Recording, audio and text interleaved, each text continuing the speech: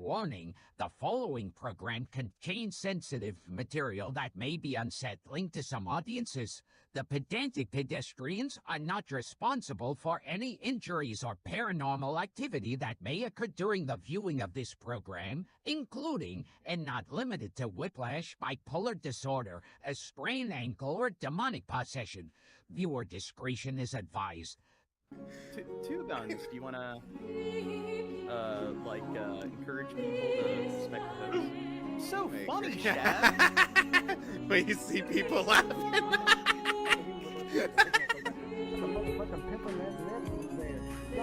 Nah, like, pause it. What did he say? Whenever it sounds like he said.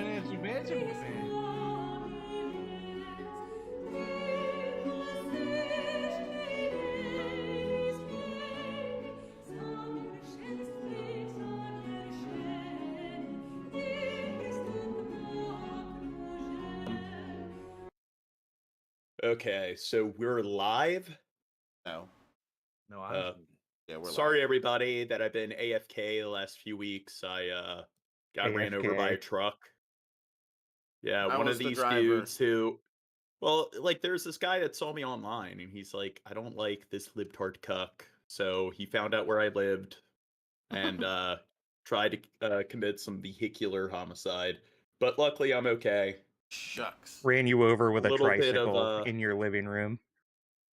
Yeah, but let's get on Shabisky a little bit. I do. Bill Hicks Sexually. says, tell Shab no game playing during the show. We can hear his mouse Aw, clicking, shit. and it's annoying as fuck. Bill So, Hicks complains about everything. Okay, do you see So, anybody else complaining? All right, John, you apparent- A lot of the time, did you those fix things the being valid. settings on OBS? I don't know if it's changed or something. I thought I You had don't it. know? I thought I had it fixed. Well, there's a noise filter. Called a For the noise mic. gate, Gene. It's I the don't know what same thing, things are. whatever. A white noise Oh. filter, so... I'll look at it. Do you want me to work on it right now? So, people said that in the last stream or two, you're doing the same shit again, where you're eating the mic and they can hear your chewing and the creaking of your chair. I'm eating. It's been a while. You're eating. Turn my Been a while. mic down. I don't know. I see. Oh, God. That's gay. Everyone press I have a 1 noise if gate and Shab is everything. unprofessional. I don't know. No. Well, anyway, One in the Shab, chat. what can you tell us about Epstein? He's a really cool, good guy. He You're a fan of him? Do yeah, you guys have some he similar was- hobbies and interests? He was wrongly arrested history? and accused, and he ended up committing 2 inside because he was wrongfully So, do you guys arrested and think... stuff. Two inside. Okay, Yeah. so when it comes to all the conspiracies, do you guys think he committed suicide, or do you think some other folks unalived him? Because they released the footage, and they edited out like 4 or 5 minutes, and it's such a rookie mistake. So they claimed that it had something. It was just a technical error where the servers reset, but then people looked at the metadata and found that nope, they clearly just clipped it out, and it's just okay. So the Justice Department, they're not even competent enough to just properly edit or alter video. It's like they can't even just mirror the footage or something of like Yeah, the assuming that nobody could find out at all is really what drives me nuts. Well, it's also how they're not even able to alter 5 minutes of footage to make it look like how they want it to look if they're trying to deceive people. And then it's also like a while back there's this one terrorist where they had his iPhone and they were mad at Apple because Apple wouldn't give them the source code or whatever. They weren't able to jailbreak it. And I think they ended up, because they had his body, it's like, oh wait, they could just use his thumbprint. But they're not able to get into Apple's phone. They're not able to jailbreak the dude's phone without the assistance of Apple. I don't know. Our government, I don't think people really need to be that concerned about them spying on you and shit. They seem pretty incompetent. Very But- least they're bad at it. Let's see what Trump's secretary has Now, to say. I want to say Review this. this- Everyone else is wrong. I'll tell you what truly happened in those 2 minutes and some odd seconds that the cameras were edited out. That's when CIA and Mossad both whisked Jeffrey Epstein away to Epstein Island 2. Epstein Island. what- The too. sequel to Epstein Island. Oh, what if he's Damn. not dead? The return of Epstein. Dude, what if he wasn't killed? See, no one's considering that. It's always, oh, did he kill himself? Did someone kill him? Was he helped to kill himself? Or Well, was he what if whisked it's away just- to Jeffrey Epstein The- Island number 2? The It's a Epstein Strikes Shawshank- Back. Well, what if it's a Shawshank Redemption scenario where they go into the cell and he's not even there? What the fuck? And maybe that's what happened. He didn't actually die. He found a way to escape, and the government's just embarrassed. Did I fix it That's myself? the Bill? big conspiracy. That's why they won't release the files. It's just, oh, he didn't even kill himself. They don't know where he is. They lost him. Yep, because he's on Epstein Island too. The Epsteining. I think if he did kill himself, Electric Boogaloo. because it makes sense why a lot of a lot of important people wanted him dead. But if he did kill himself, I think he just arranged things where they took him off suicide risk and stuff, and he played the cards in order to unalive himself. So there's definitely some tampering there, and informal sort of practice from any sort of civil servants. So regardless, there's definitely some corruption at play, but I think the least conspiratorial scenario is he just bribed people to look the other way, turn off the security footage, take him off life support, so he could make himself go away from the land of the living. Administration has done more to lock up bad guys than certainly the previous administration. And the Trump administration is committed to truth and to transparency. That's why the Attorney General and the FBI. Why even say that? It's just, if I was a politician and I had some press secretary, I wouldn't want them saying crap like that. They are committed to truth, and that's what they do. Yeah, They tell the you're truth. gonna make It's us look just- guilty as fuck.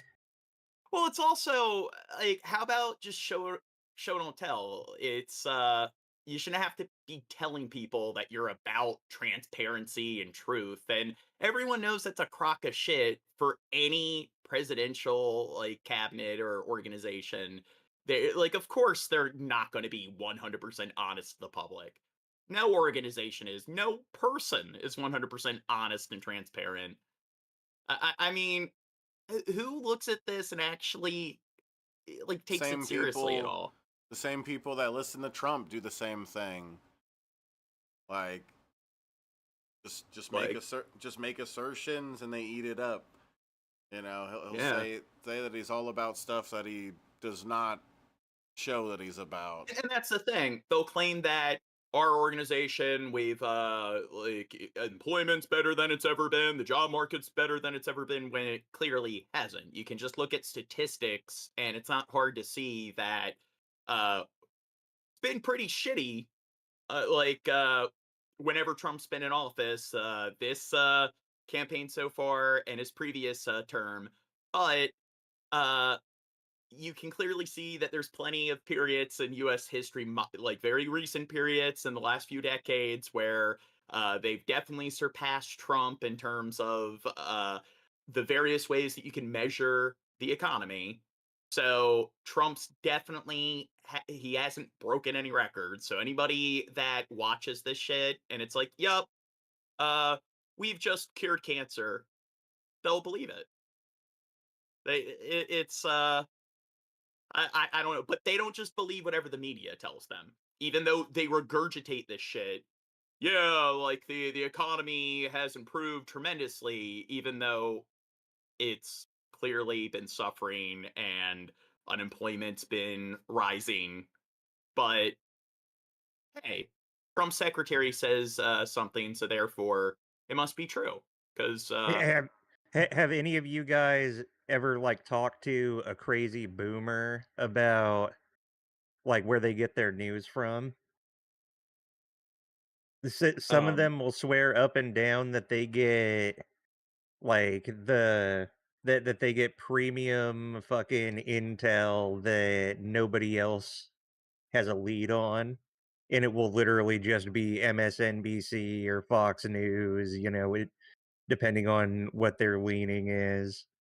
But they'll act like the most mainstream shit that's just lying to your face is just the premium, like, just the truth. You like, if you are arguing against it, that means there's something wrong with you. There's no possible way the TV could be lying to them. no, they don't just believe whatever the media tells them. Because Yeah, I think a lot of people aren't that stupid, but like of that like baby boomer generation, a lot of them are, I don't know, a lot of them are deranged. well, a And lot of them, they grew up when there was only 3 TV channels, and the internet didn't exist, so it's just you could get your information from the paper. Maybe you could tune into a decent radio host, but a lot of them it is sit in your recliner and tune into the news. And Yeah. a lot of them will sit there and act like when I grew up and I'd go online and do research, their attitude is the internet is nothing but like forums and Q&A sites. It must all be like Reddit and 4chan. So it's like, oh yeah, the internet.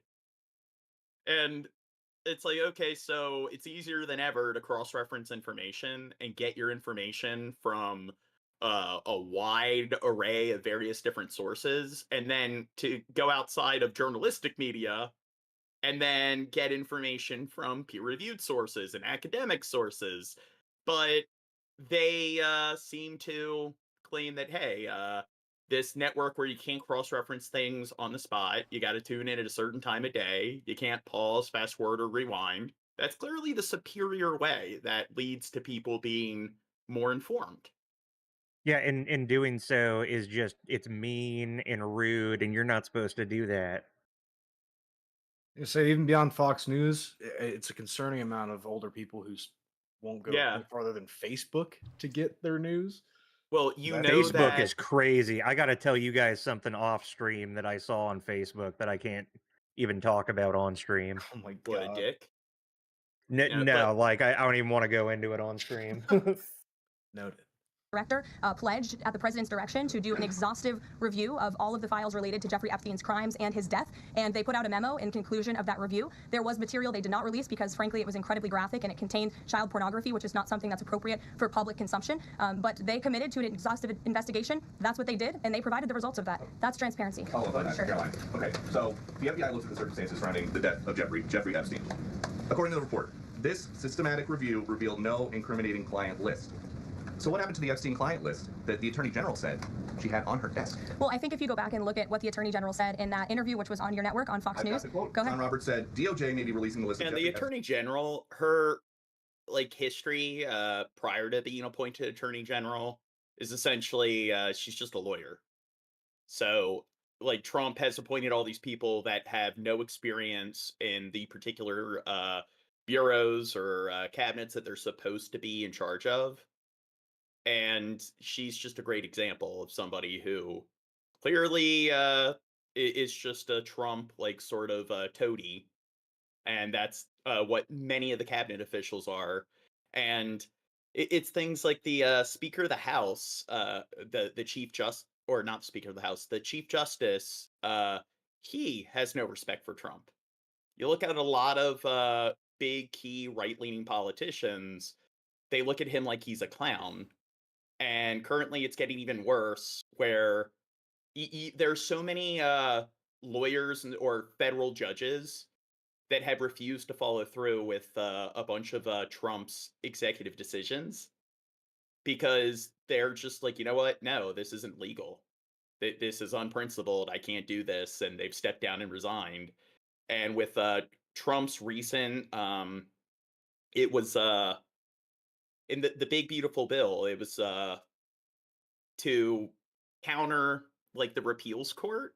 So pretty much what one of the things Trump did is after the Nixon administration, they changed things within the executive branch where they don't want the FBI and various parts of the Justice Department to have any sort of like direct ties with the White House, which I don't get how that can really work exactly. But that system was put in place in order to prevent another Watergate. And it's the Trump administration is the first time that a president has gone against these new established sort of policies and dismantled it. And and the thing is, people care about democracy, but yet the Trump administration has pretty much gotten rid of so many checks and balances, and there are less checks and balances in place here than there's ever been. So essentially, they don't want checks and balances. They want just a completely, I guess, authoritarian federal government where the president can just do whatever they want and Congress and the Supreme Court don't matter. And then a lot of in the Supreme Court, they're afraid to just tell Trump, no, you can't do that. Because if Trump just goes ahead and does it, then what? It kind of shows that the Supreme Court is kind of useless. And do you think the MAGA tards are going to make a big deal if Trump decides that, hey, a justice or a federal judge has decided that they can't fly these immigrants out of the country, which that almost happened not that long ago. And they obstructed it from happening for a little bit, but Trump just went ahead. And one of the reasons why they decided to just yield is because if they told him no and he did it anyway, then it would open up that can of worms of what do you do? Because they don't have a police force. The Supreme Court can't send in agents to apprehend Trump. And that's where I kind of feel that if we are going to put more, we're going to put more safeguards in place to prevent another Watergate or something like that, or I guess the complete and total dismantlement of democracy, then maybe Congress should appoint 1/3 of the top military officials. Then the Supreme Court should appoint another third of the top military officials. Because the big thing is the Congress and the Supreme Court, they don't have any men in arms. So if the president decides I'm just going to declare any order I want and have all my goons and toadies just do their thing, act as a bunch of jackboots, what's stopping them? And that's how the majority of coups happen. They just send in the military to arrest their legislative branch. Well, it's only like almost 7 months into the first year of Trump's presidency, and they've already done a lot of what Project 2025 laid out, and that was treated like it was just a conspiracy or like a conspiracy theory by people on the left, not just people on the right. That I knew a lot of people on the left who called that a conspiracy because they didn't want to plug their nose and vote for Harris, and I didn't like the feeling that gave me either. You know, I'm not Harris's biggest fan, but look at where we're at already. We're not that deep into the first year. We're not that deep into this shit. Another thing is talking about safeguards that Trump has dismantled. They fired and let go all the inspector generals and these various different agencies, and they were put in place by Congress where they're supposed to review all of the spending to make sure that the money is being allocated towards where it's supposed to when it comes to the federal budget. And they're supposed to report back to Congress, and Trump has fired every inspector general. So hopefully things don't continue to change for the worse. These clients, will that really happen? And she said, it's sitting on my desk right now to review. Yes, she was saying the entirety of all of the paperwork, all of the paper in relation to Jeffrey Epstein's Drunken crimes. Crow That's what the Attorney says General Trump was won't referring to, and I'll last let the her rest speak of for his that. But term. Hopefully, but I mean, if Trump dies, we got to deal with Vance. again, when it comes to the FBI and the Department of Justice, they are more than committed to ensuring that bad people are put behind bars. They have an operation going on right now called Summer Heat, which has our murder rate trending in the lowest direction in United States history. Their emphasis on violent crime and locking up violent criminals has led to the arrest of 14,000 violent criminals. That's a 62% increase from the same time period last year. So this Attorney General and the FBI Director are committed to putting bad people behind bars where they belong. They promised an exhaustive review. That's what they did. For any further details, I would refer you to the... And what are they going to do to make sure that less crimes are committed in the future? Why are they worried about putting criminals behind bars? Trump's just going to let them back out. No, well, that was a conspiracy that never happened. And yeah, so there's no confirmation bias. They don't just basically discount information they don't like. And then Trump's not a criminal either. That's also, he was falsely charged because it was a conspiracy. Just all a big conspiracy. All the liberal agenda. Yeah. Oxygen is a conspiracy. We got Action is Incorporated in the Don't chat. be a It fucking says, air breather.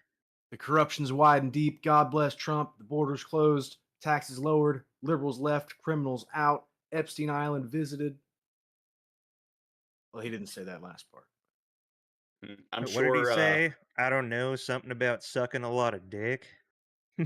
Yeah. And again, I'm sure there's somebody that really does a lot of thorough research to verify whether or not Trump, the stuff that Trump says is true, and whether or not any of the policies that Trump is trying to enforce are actually having any positive effect on the country at all.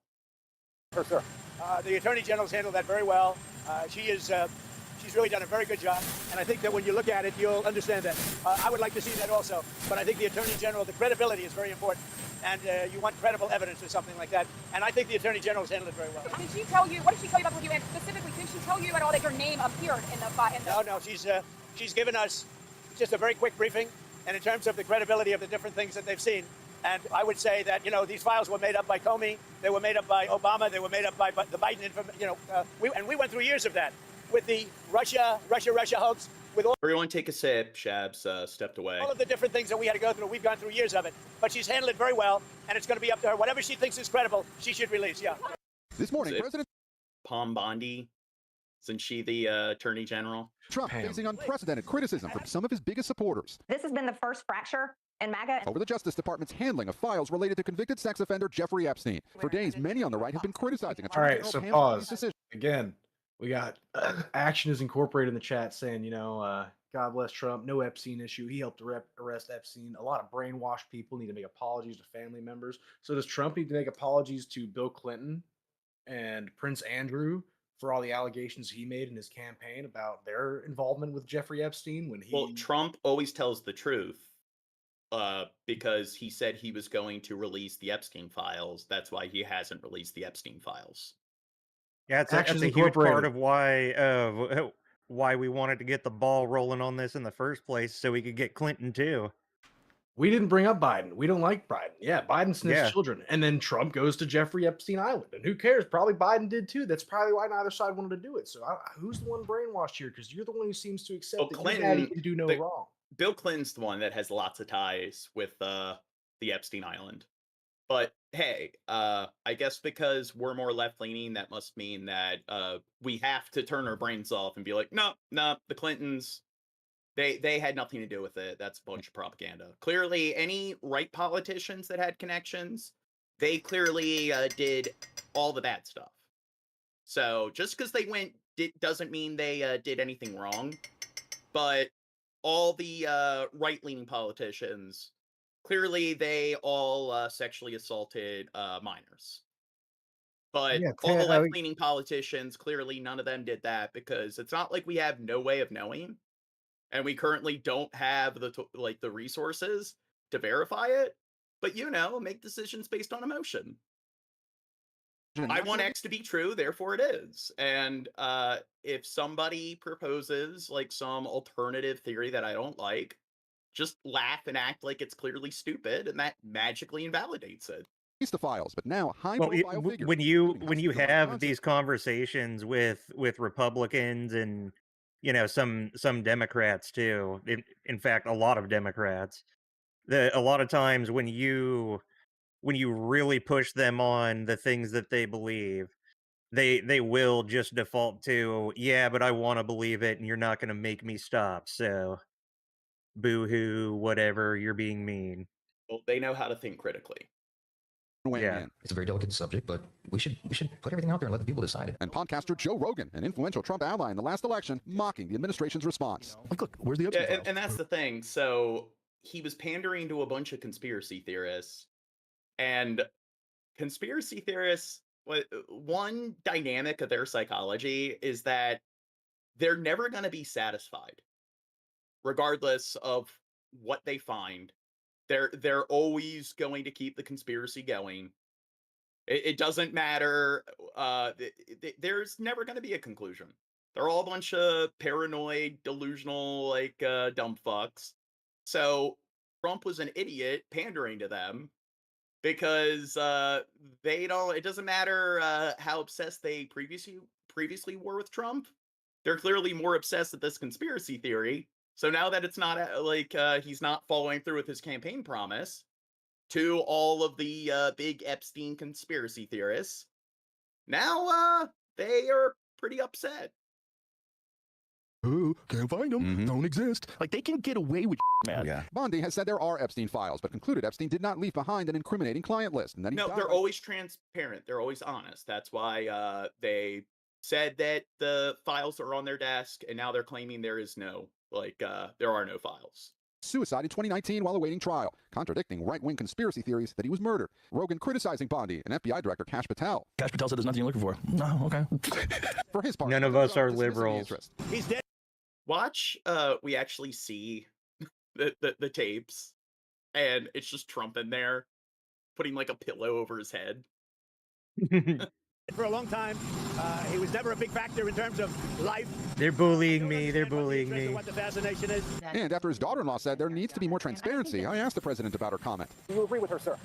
The Attorney General's handled that very well. He has stood by Bondi's judgment. Whatever she thinks is credible, she should release. Trump, like many celebrities, was seen with Epstein in the 90s, but later said they had a falling out, and by the time Epstein was arrested, that he had not spoken to him in 15 years. Asked about Bondi's review. Did she tell you at all that your name appeared in the file? No, she's given us just a very quick briefing, and in terms of the credibility of the different things that they've seen. The Attorney General yesterday deflecting questions about the controversy, but asked about those calling for change at the Justice Department. I'm going to be here for as long as the president wants me here. House Speaker Mike Johnson also said. Mr. President, I know you want to move past all this intrigue over the Epstein files, but I do want to ask you to clarify something you said this morning. You said this was all a hoax. Has your Attorney General told you this was a hoax? What evidence have you seen? It's not the Attorney General. No, I know it's a hoax. It's started by Democrats. It's been run by the Democrats for 4 years. You had Christopher Wray and these characters and Comey before him. And it's a bad group. It started, actually, look at the Steele dossier. That turned out to be a total hoax. The 51 agents, the intelligence, so-called intelligence agents, that was a hoax. It's all been a big hoax. It's perpetrated by the Democrats. And some stupid Republicans and foolish Republicans fall into the net. And so they try and do the Democrats' work. Yes, if you don't believe what Trump says, you're stupid.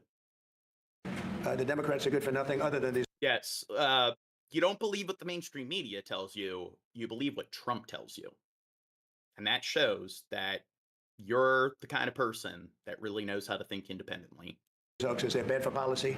They're bad for picking candidates that can get elected. Like in New York, we have a communist running. He may get elected too, actually, but he'll destroy the city. No, it's I call it the Epstein hoax. It takes a lot of time and effort. Instead of talking about the great achievements, we've had a great gentleman yesterday, as you know. What achievements? Went on CNBC and he made the statement that Trump may go down as the greatest president of all in the United States. Oh, God. Instead of talking about the things we've achieved, we've had tremendous achievement. They're wasting their time with... Yes, we've achieved so much. We've achieved more than any other administration, and our achievements include stuff. And I believe he still hasn't deported more illegal immigrants than Obama. So I wonder if he'll achieve that record. a guy who obviously has some very serious problems, who died 3-4 years ago. I'd rather talk about the success we have with the economy, the best we've ever had, and all of the things we've done, including in the Middle East. I mean, you see it. Instead, they want to talk about including in the Middle East. What accomplishments there? The Epstein hoax. And the sad part is, because clearly the Middle East, he's done a good job de-escalating things. It's not He like bombed Iran. Oh yeah. Okay, so he still hasn't, I guess, achieved his goal of deporting all of the illegals. And he had 4 years prior to this term, so didn't really get anywhere close to surpassing Obama's record. And I don't think he finished that wall. Never really got built. And did he lock up Clinton? He didn't just say lock up Clinton. He said that he'd lock up a bunch of people, including Biden. Yeah. And of course, none of that happens. Now, but who cares? Did he? He's different. He hasn't released the files, so it seems like, I don't know. He's not really following through with a lot of his promises. They're gonna any day now, John. Just wait. Yeah.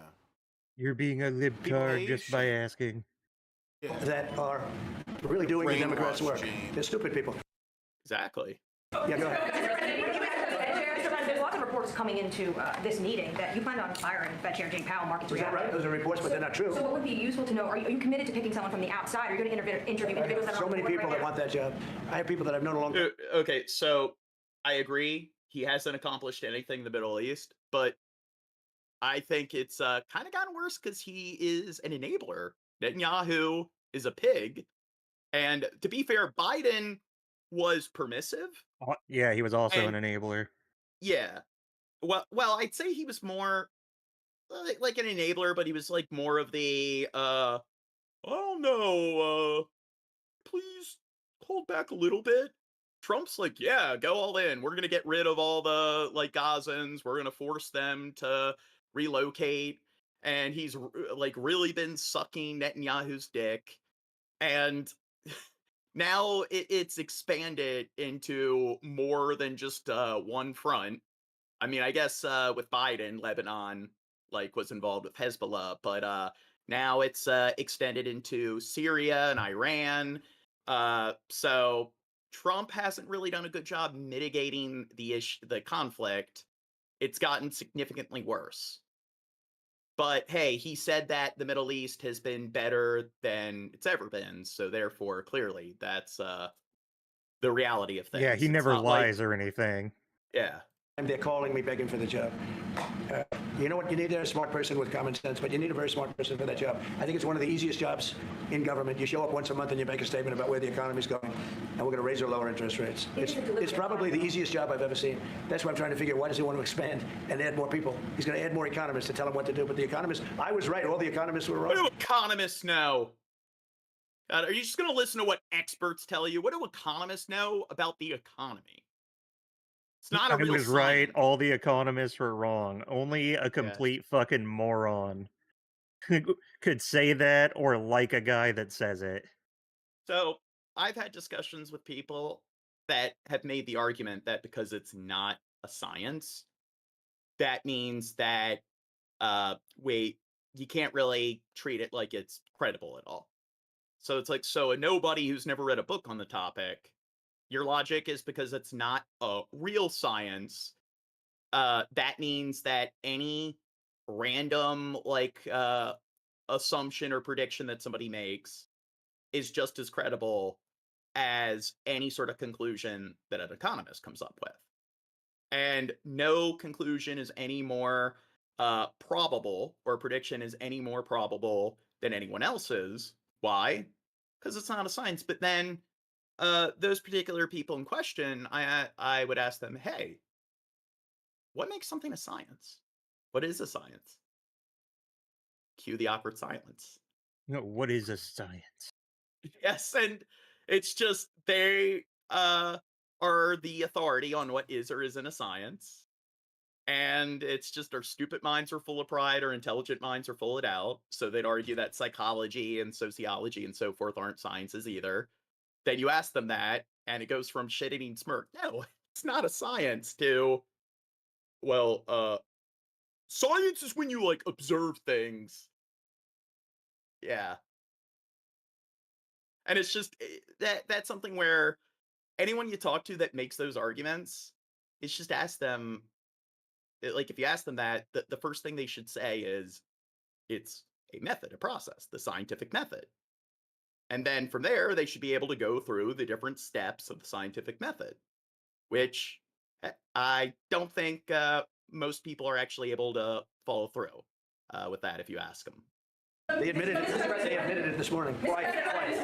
Go ahead. You mentioned fraud in an earlier answer. Are you saying you want to investigate the Fed chair for fraud related to this renovation? Well, I think he's already under investigation. He spent far more money than he was supposed to on rebuilding. I didn't see him as being the kind of guy that would want to have parks, rooftop parks and everything else on top of buildings, but who wants to spend that money for the Fed?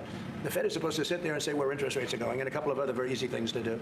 And he spent $2.5 billion. I think he's got some problems. Thank you, sir. You also reported a monthly surplus in the month of June, $27 billion. A ton of money with these new tariff rates coming into effect on August 1st. We're going to be bringing in even more tariff revenue, specifically. How much revenue do you think we can consistently bring in from these tariffs, and how big of a game changer is this, not only for the economy, but also fiscal responsibility? Well, we're going to be bringing in, already we've brought in over $100 billion. We'll be bringing in hundreds of millions of dollars. The fucking Dr. Evil now. So he's talking about we've brought in all of these billions of dollars. So how much money have they lost, though? And that's the real question.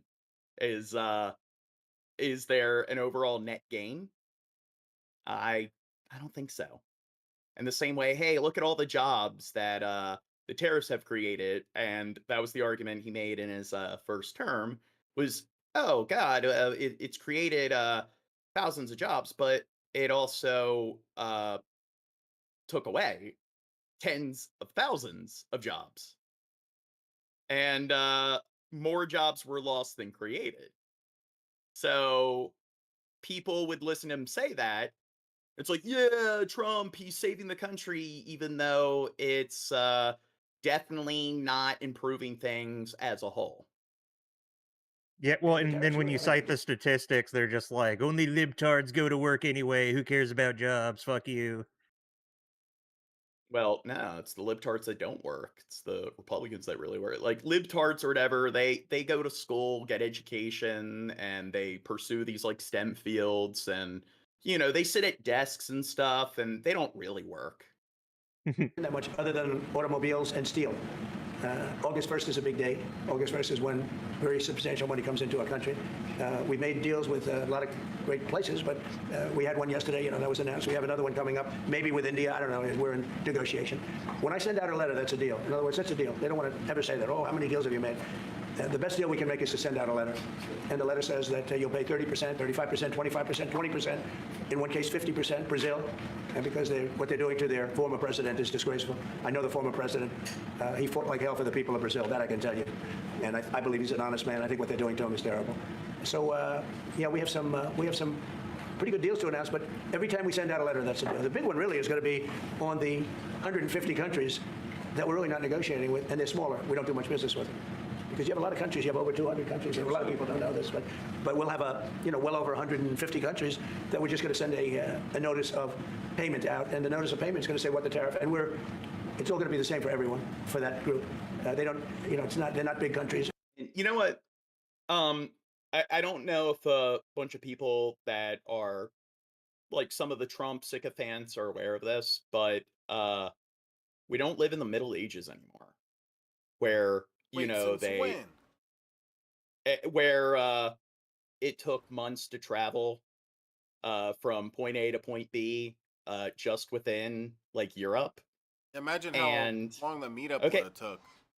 Sorry. Yeah. So okay, Chef, shut the fuck up. So we have a global economy. So the world's more connected than it's ever been. Every single fucking country on the planet, and to some extent, even a country like North Korea, as insular as it is, its economy is going to be tied with global trade.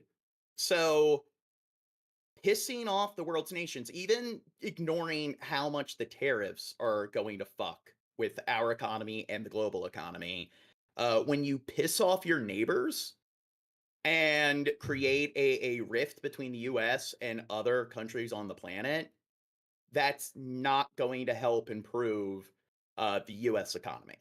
It's going to disrupt trade, and it's just going to result in more inflation. And what a lot of these Trump tards want is just that it's almost like they want us to become a North Korea, where we're just an insular country, because it seems like they just hate outsiders. They want to all build around the country, not just keep people out, but it seems like they're not really interested in interacting with the rest of the world. Seems like they also want to keep people in as long as they're white conservatives. And they don't do that much business. It's not like the ones that we've agreed with, like China, like Japan, where we're negotiating with them, but I think probably we'll live by the letter with Japan. We're very close to a deal with India where they opened it up. Indonesia yesterday was, it wasn't an open country, now it is. And they have tremendous copper, quality copper, and probably the most copper. And we made a deal with Indonesia. We pay no tariff, zero, and we have total access to trade. That's a phenomenal deal for our companies. And we've agreed with them, as you know, on 19%. They pay 19%.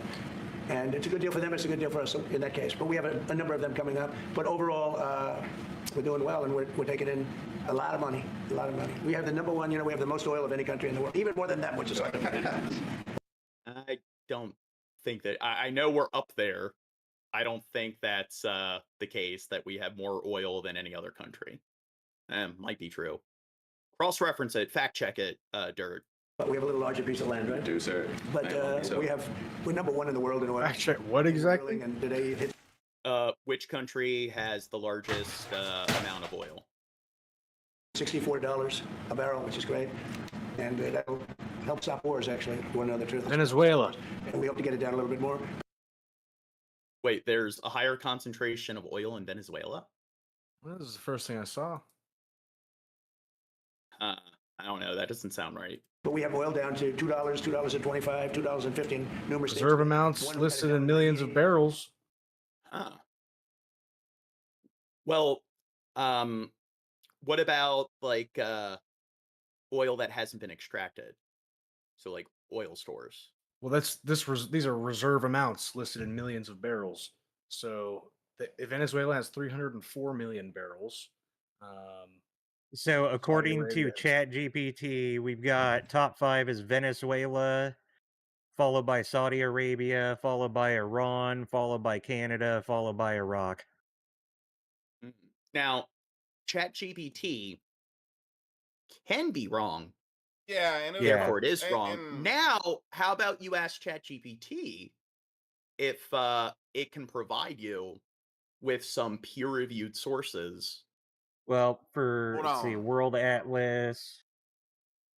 What you need to do is ask Wikipedia, Vanguard News, whether or not Trump is the best president. If it says no, yes, okay, you can Chef, trust shut the fuck other up. stuff it says. Look up Visual peer-reviewed Capitalist, sources. So Oil, Gas, and Energy argue, Journal. Well, those aren't peer-reviewed sources. Look up peer-reviewed sources.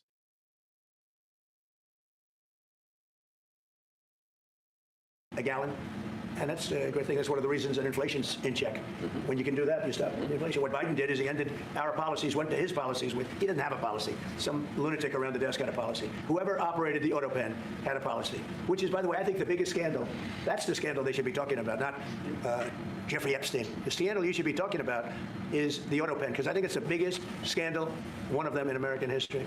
So the economy is doing really well, and people are seeing it. Yeah.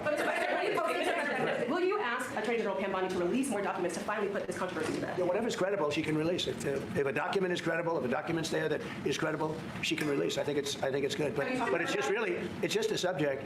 He's dead. He's gone.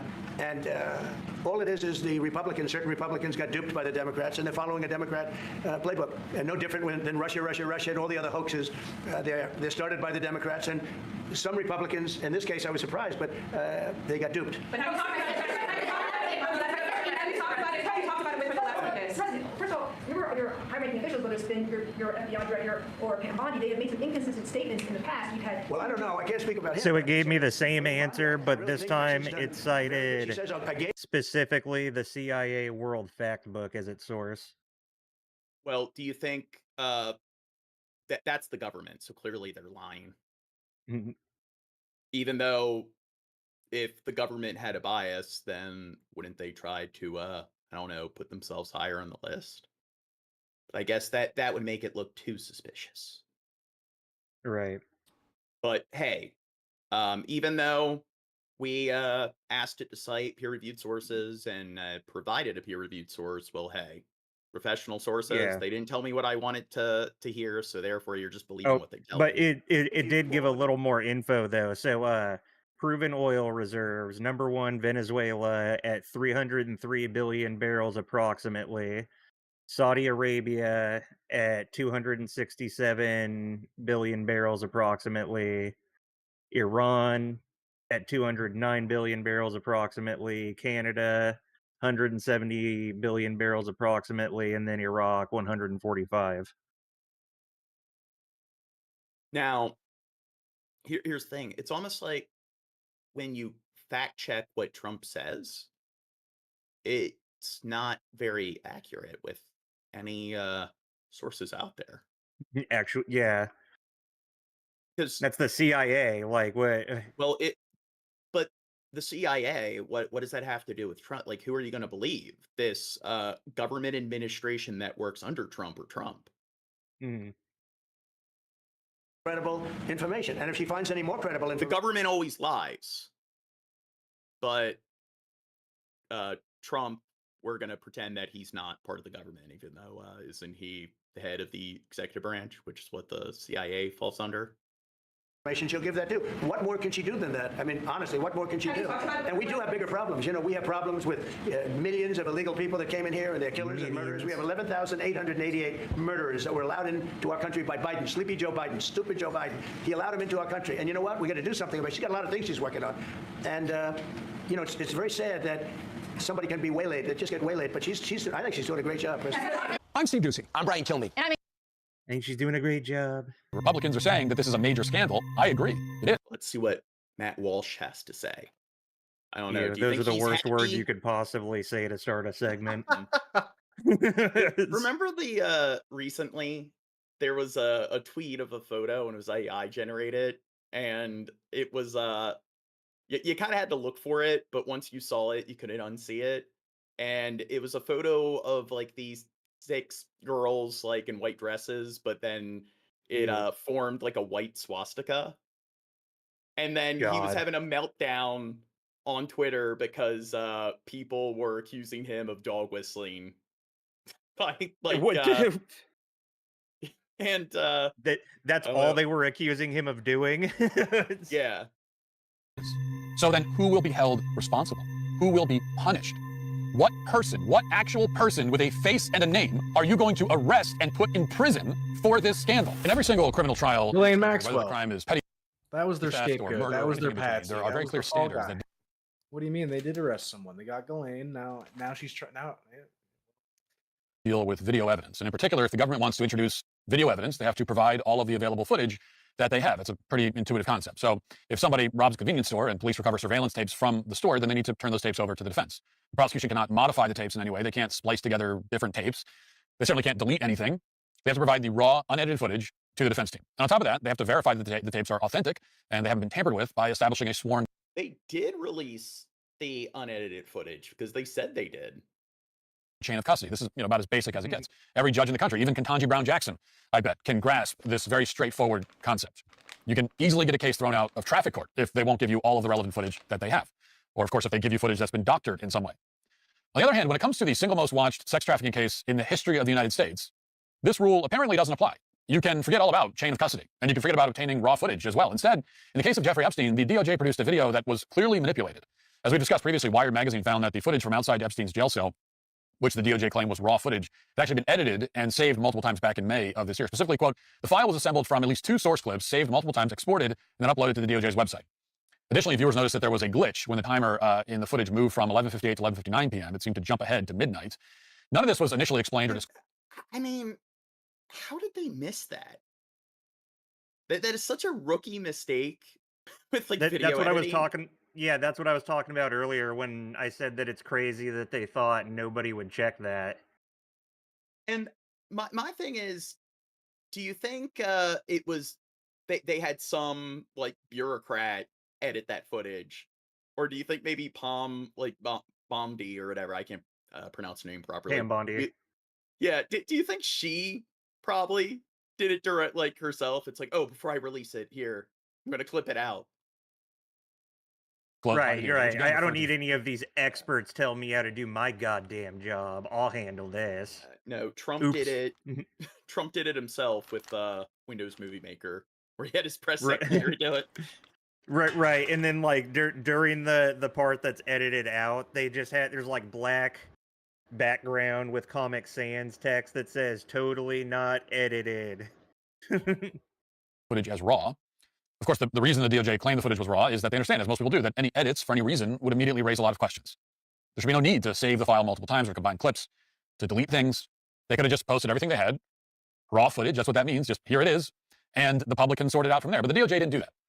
It's possible they were hoping that no one would look at the metadata or study the videos closely, and if that was the plan, it didn't last very long. After the footage was posted in Wired magazine noticed the problem, Pam Bondi had to come up with a justification for all of the discrepancies. And what she said, ultimately... Okay, so what really happened was Biden broke into the White House and altered the footage. is that the security system in the jail resets every night for around There's going to be another Triple X movie starring Biden. Yes, he is, it's a conspiracy. He doesn't really have prostate cancer. We're told there was nothing nefarious about the missing footage. It's just a fact of life that in one of the most secure prisons in the country, we can't design a camera system that stays online 24/7. That's beyond our capacity. We can, land a man on the moon, but we can't prevent the cameras from shutting down every night just long enough to, maybe allow someone to get murdered. We also can't make sure that there's more than one functioning camera in the vicinity of this cell block. Now, already this was an unsatisfactory explanation. The DOJ didn't actually provide proof that the system needs to go offline for a minute every night. Bondi just claimed that it was normal, and we're all supposed to accept it. She also didn't say anything whatsoever about why the footage needed to be edited in the first place. Again, this would not fly in traffic court. And it definitely doesn't pass muster when we're talking about Jeffrey Epstein, who had the potential to implicate the most powerful people in the world. And yet somehow the story just got much, much worse for Bondi and the DOJ. It turns out that even after they were exposed for hiding relevant information from the public about this tape, they still haven't come forward with the full story. So it falls on Wired magazine, a small internet publication, to fill in even more details. And here's what they reported the other day. Quote, newly uncovered metadata reveals that nearly 3 minutes of footage were cut from the U.S. Department of Justice and Federal Bureau of Investigation, described as full raw surveillance video from the Now, they said that it's a glitch with the system where it just resets at a certain time every night. Clearly, why is Matt Walsh being a libtard? When you look at the the timestamps in the video, is it like 12 a.m. where it resets? Or is it just some other random fucking time? Because it would be one thing if midnight, so the very next day, like you saw that weird hiccup. But if it's something where it's 9:30 or 1:42 a.m., it's like I highly doubt that very random time is the time where their system resets. Only functioning camera near Jeffrey Epstein's prison cell the night before he was found dead. Further analysis shows that one of the source clips was approximately 2 minutes and 53 seconds longer than the segment included in the final video, indicating that footage appears to have been trimmed before release. It's unclear what, if anything, the minutes cut from the first clip showed. Now, before we read on further in the article, there is just simply no way to justify this. It doesn't matter if the extra 2 minutes and 53 seconds, were irrelevant. It doesn't matter if those extra 2 minutes and 53 seconds were duplicated in another video file. In this case, and in every other case, the duty of the government is to be transparent. It's not to save people a very small amount of time when they're watching an hour's worth of video footage. Any government that's functioning properly would understand this calculation immediately. Just give people all of the information. We do live in the TikTok age, so I don't know. Maybe that was for good reason. That you have, and let them sort it out. The article continues, quote, the nearly 3-minute discrepancy may be related to the widely reported 1-minute gap between 11:58 and 58 seconds p.m. and 12 a.m. that Attorney General Pam Bondi has attributed to a nightly system reset. I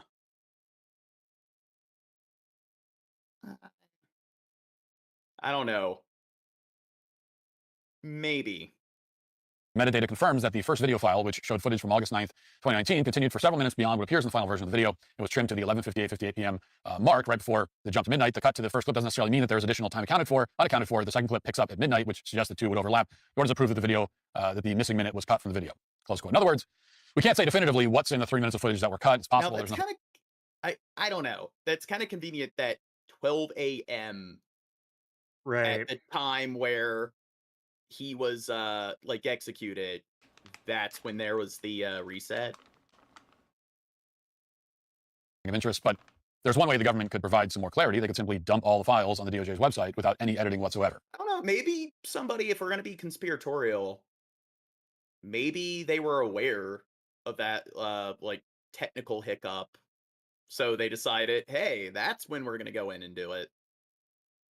At the moment, no one in the Trump administration can come up with a coherent justification for why this hasn't been done. They also can't explain why they haven't released phase 2 of the Epstein files, which was originally planned, or the truckload of documents that Pam Bondi said the DOJ had recovered in the last few months from the Southern District of New York.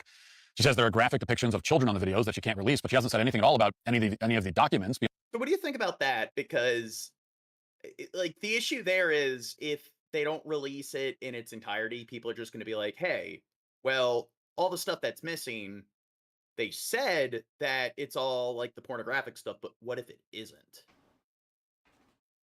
Right. And, I mean, it is technically illegal.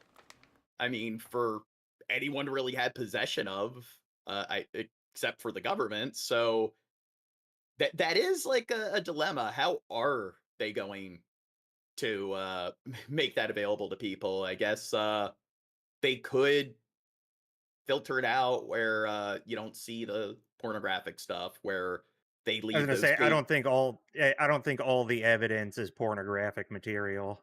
No, not all the evidence, but I'm talking about the evidence that it specifically is. From what I understand, nobody's really asking. I wouldn't want to look at that myself. I don't think anyone is. I really don't think anyone's asking for. I prefer not. Plus, what people are asking for is if there are other people in these videos who are exploiting these children. If there's a person there, why aren't they being charged? But I'm saying they want all the files released, and if there's a certain number of files, and then a certain percentage of them are like the sort of illicit material, the dilemma there is what's stopping conspiracy theorists from being like, well, you know what? How do we know that all of these files that they claimed were like the illicit files, that they're not really just lying about them being pornographic? They'll be accused of be accused of covering up for other people who didn't end up going down for it. What if, like, any of the stuff they didn't want us to see, they're just saying that as a front? And this is where conspiracy theorists are never going to be satisfied. Even if they release all the files, that, like, the number that was initially documented, that it's believed that they have, they're still going to argue, well, what if there's more and they're just lying about the original number? On telling us that they're apparently not important, which is different from what she initially said. Nor has she unsealed the search warrants or financial disclosures in the case. Instead of getting any transparency here, the Trump administration is continuing to tell us that these materials are boring and that we shouldn't care about them. Here's how the president put it yesterday. Listen. I know you've urged people to move on, but I'm curious, why do you think your supporters in particular have been so interested in the Epstein story and so upset about how it's been handled? I don't understand why they would be so interested. He's dead for a long time. He was never a big factor in terms of life. So it's not like Trump was obsessed with promoting that he was going to release the files and pandering to all the conspiracy theorists, but now, why do they even care about this? Why are we still talking about this bullshit? Yeah. Interest of what the fascination is. And it's just, I'm pretty sure he's only been serving in his second term for just several months now, so he's saying, hey, this is old, it's been years. Give it some fucking time. Jeez. Yeah, why are we even talking about this? And it's just, well, didn't you promise in your campaign that you're going to release it? So how come when you were, I don't know, making a big deal about it during your campaign just 7-8 months ago, how like, it was still years old then, so seems kind of odd that he's not very consistent.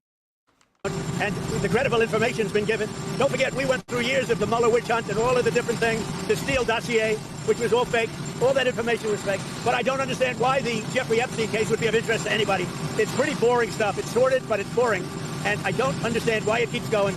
I think, well, really only pretty bad people, including fake news, want to keep something like that going. But credible information, he said anything that's credible, I would say let them have it. Now, And by the way, just this morning, he lashed out again on Truth Social, attacking anyone who's still asking about Epstein as weaklings and saying that he doesn't want their support anymore. And, I know some people are annoyed at me for harping on this and criticizing the president, who in many other ways is doing a fantastic job. But, okay, sure. But I happen to believe that bringing sex predators... Yeah, this is the area where he's really shown... yeah, he's still Matt Walsh at the end of the day. Yeah. Justice is extremely important.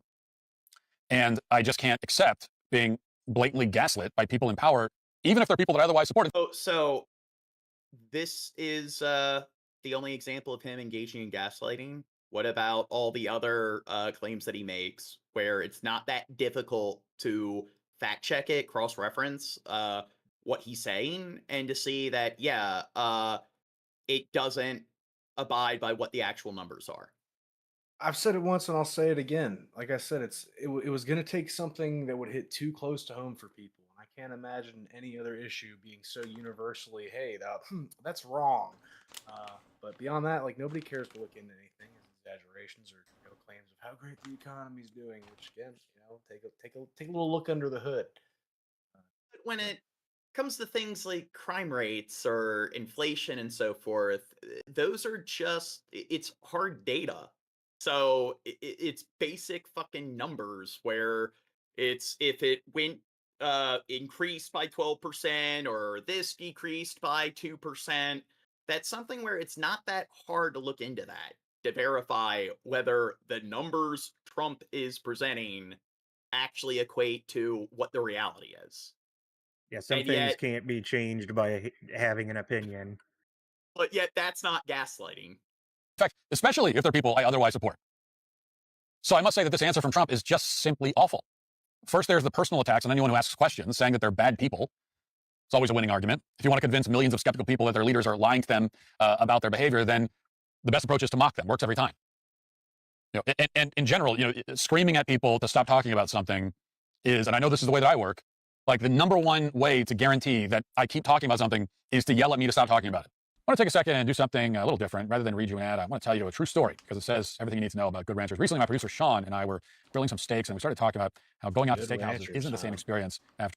You're a real man when you're into grilling steaks. Grilling steaks, football, cars, and golf. But then anything else is gay. You're just not doing life correctly if you don't conform to these the only 4 boomer hobbies that a person is allowed to have. You trying to tell me you don't I like grilling steaks, but I also I'm personally like fucking offended. dudes. See, look, John, no, that wasn't where I was Spend going your with time it. on the internet and play games and stuff. So I figured you were going somewhere else with that dirt. Tried to eat it. You really don't like to cook a steak, John? You're not a cooking kind of guy? No, I'm fine with it, but But you don't like cooking. I mean, there are a lot of old fucks that their mentality is that if you are into anything outside of their 4 or 5 hobbies, then you're objectively doing life incorrectly. And it seems like the only thing people are allowed to enjoy or talk about are barbecues, cars, and then football and golf. Couldn't even finish the steak, so it was borderline inedible. I had the same experience. There was a time when I'd enjoy a steak at a mid-range chain, not to name any names, but if you're getting used to good ranchers, it's like your taste buds evolve. It recalibrates your whole understanding of what meat should taste like. Store-bought stuff from the restaurant. He's selling me on this shit. I might have to try me some good ranchers. And welcome back here to Live Now from Fox. I'm Andrew Kraft. Some breaking news to report to you out of New York City. Live picture there over at New York Harbor. You can see there the Statue of Liberty live picture. I want to put this up, a headline there from the New York Post. Take a look at this. Okay, do you think maybe we should get rid of the Statue of Liberty? Because don't you think it's a waste of, well, to be fair, it's probably New York State or city that support the maintenance, but it was gifted to us by France, and they're not America. So do we want one of our landmarks? Like, we're not about actually connecting with the rest of the world and bringing the world together. We're not about globalism and stability. We're about just building a wall around the country and becoming... We're about fucking the French. Yeah. I'm with you, John. We need to deport the Statue of Liberty and send her back to France where she came from. And make them pay for it. There we go. The ex-FBI director, James Comey, has been fired from the U.S. Attorney's Office there in the Southern District of New York. Remember, she just worked on the Diddy trial. She also has worked on the Epstein case. The Associated Press has it as follows, that the DOJ has fired Maureen Comey Now, she is the daughter, like I said, of James Comey. She was a prosecutor in the federal cases against Sean Diddy Combs and Jeffrey Epstein. That's according to two people familiar with the matter telling the AP. Hey, two of my favorite people. Yeah, that's quite a coincidence. They're firing somebody directly involved with like the Epstein case. Right around the time all this controversy surfaces surrounding Trump not releasing the files. Nothing suspicious about that or anything. Attorney's office in the Southern District of New York. Now, her termination comes shortly after she prosecuted Combs, who was acquitted of sex trafficking and racketeering charges. The rapper was convicted of those lesser prostitution-related offenses. Remember, he'll be sentenced in October. Now, the DOJ recently appeared to acknowledge the existence of an investigation into James Comey, though the basis for that inquiry is unclear. Remember, he was abruptly fired by President Trump in Trump's first term in 2017. So, this might be news to you. Maybe you don't even know. James Comey has a daughter who worked in the U.S. Attorney's Office in the Southern District of New York on very high-profile cases, like the Sean Diddy Combs case, like the Epstein saga. So she was an assistant prosecutor there in the office. Remember, that was one of the office's most costly prosecutions, and they, according to our legal experts, really came up short. This was a very expensive prosecution, and they did not get a conviction on the most serious charges for Diddy. Remember those charges of sex trafficking and racketeering. He was acquitted on those charges, though Diddy, remember, was convicted. What's your take on Diddy? Did he do it? He's the best rapper. I mean, yeah, I don't know anything about the dude outside of this. Of lesser prostitution-related offenses. The artist so formerly Maureen known as Comey worked Puff on Daddy. He had a Diddy camp, right? Where like he took all the young cool dudes like Justin Bieber and trained him how to be a cool rapper guy. Do you think Weinstein? You think he Weinstein Justin Bieber? Well, who do you think is probably more at fault? Oh, Diddy versus Weinstein. Who's a worse diddler? I don't know. Man, we're asking the tough questions here. Diddler profiles. Following our coverage of the Diddy trial, and we had that static Diddy diddler shot, that camera angle, that vantage point outside the doors of the federal courthouse in Lower Manhattan. You would, from time to time, when court was over for the day, see the prosecutors walk out and go home. I remember watching live, seeing Maureen Comey walk out with some of her colleagues after trial was done for the day. Now, the Associated Press has it as follows. There was no specific reason given for her firing. So the AP and others will have to... and that's another thing Trump's been doing that is technically illegal, which is he's been laying people off with like no notice. You're supposed to give certain like 3-week, 4-week notice, and they've just been abruptly laying people off. They log into their computer and it's find out through email.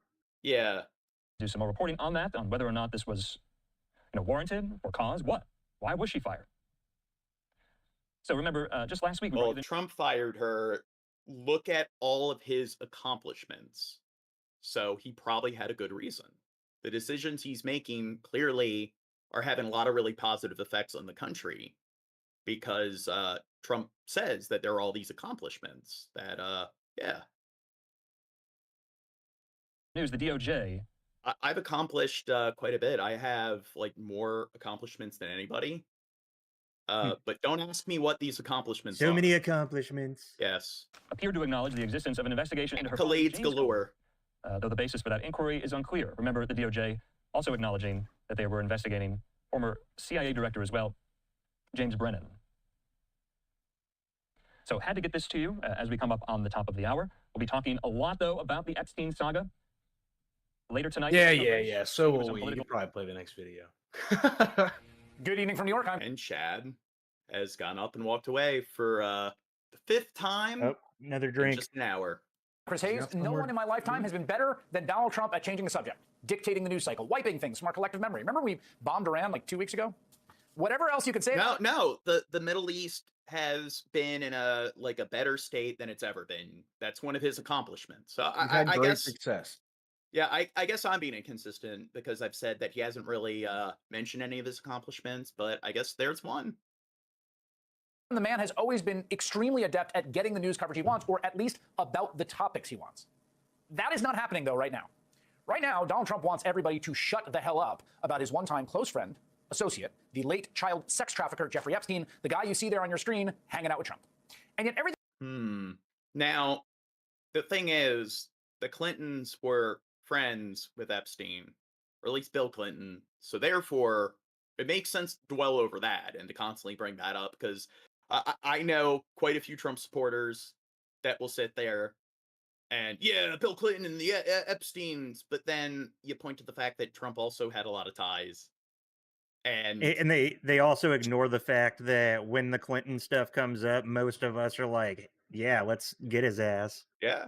I mean, well, Bill Clinton's always honest. I mean, it depends on what your definition of is, but like if you ask them to explain why they are absolutely certain, like what sort of reasoning or what information have they come across that adds any more substance or validity to the claim that Biden engaged in foul play with Epstein, but not Trump? And there's no follow-up. But yet, clearly, they're the ones that know how to think critically, even though that's clearly just confirmation bias and just appealing to emotion.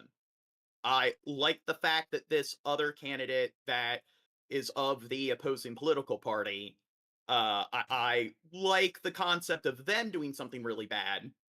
So, therefore, I'm just going to believe that that's true.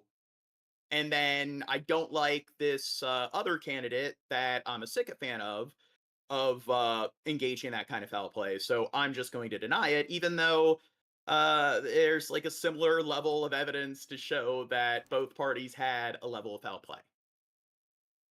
And it's also appeal to possibility. It's like, hey, there's evidence that kind of shows that this is possible. So out of all the possibilities, what is more probable?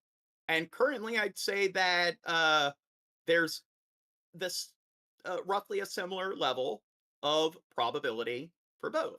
But it's the same thing with like the kid that tried to assassinate Trump, where they're like, yeah, look at Democrats trying to assassinate them, even though there was evidence showing that he was likely to be on the right or the left.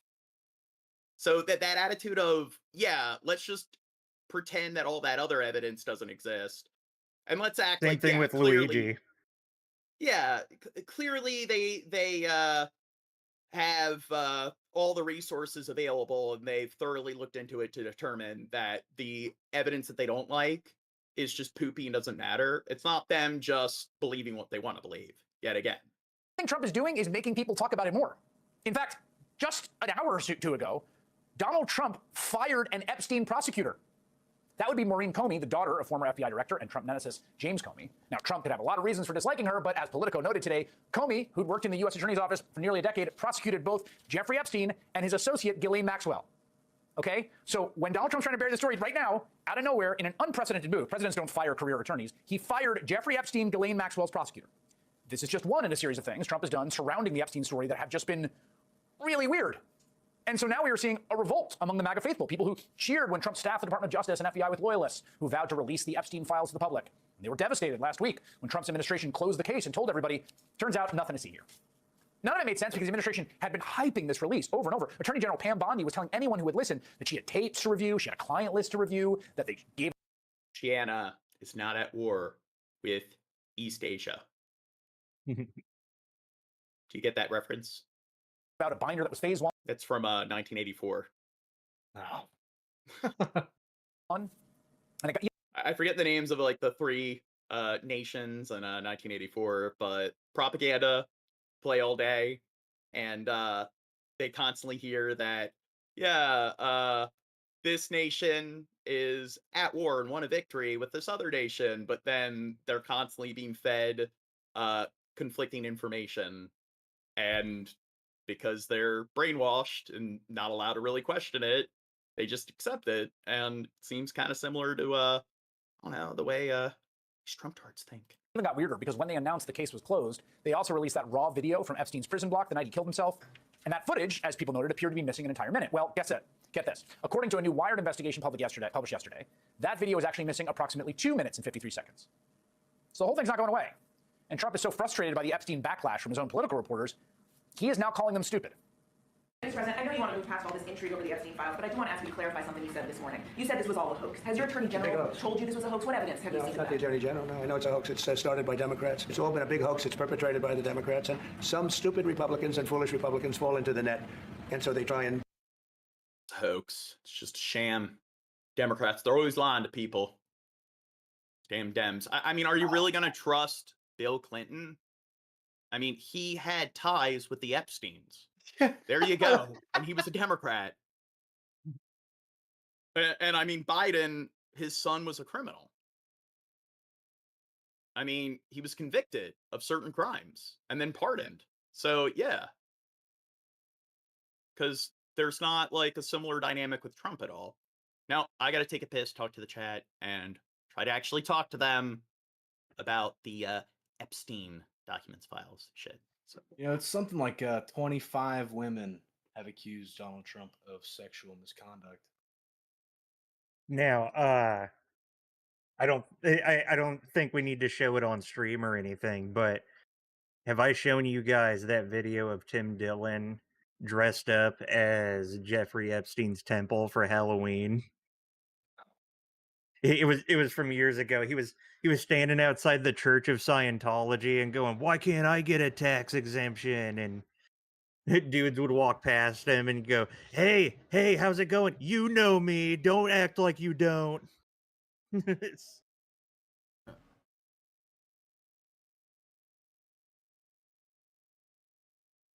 guys excited for the new season of South Park? Yeah. So are we gonna be doing the countdown stream thing just like with Rick and Morty? Yeah, that's the plan. Ooh. And it looks like they're coming out every week with a new episode. Just like Rick and Morty does. So cool guy stuff. Man. Yeah. Shabisky, are you on the Epstein files? Because it's being alleged in the chat that you are. I wrote the Epstein files. The Einstein files. There we go. The Einstein files. Yes. Shabisky is actually the author of the Epstein files. Yeah. I think I did a good job. He came up with the hoax. He started the hoax. Hoax Bisky at your service. Gene, where'd you go? Empty my bladder. Do the Democrats work? They're wasting their time with a guy who obviously had some very serious problems, who died 3-4 years ago. I'd rather talk about the success we have with the economy, the best we've ever had, and all of the things we've done, including in the Middle East. I mean, you see it. Instead, they want to talk about the Epstein hoax. And the sad part is it's people that are really doing the Democrats' work. They're stupid people. By the way, is there anything more typical of the Trump era than a foreign leader sitting there as Trump rambles about Jeffrey Epstein? So that was Trump expanding on a wild social media post from earlier this morning, claiming that Democrats' new scam is what we will forever call the Jeffrey Epstein hoax. And my past supporters have bought into the BS hook, line, and sinker. They haven't learned their lesson and probably never will after being conned by the lunatic left for 8 years. Donald Trump, the Republican president, calling Republicans stupid people and past supporters because they believed Trump's campaign promise to release the Epstein files.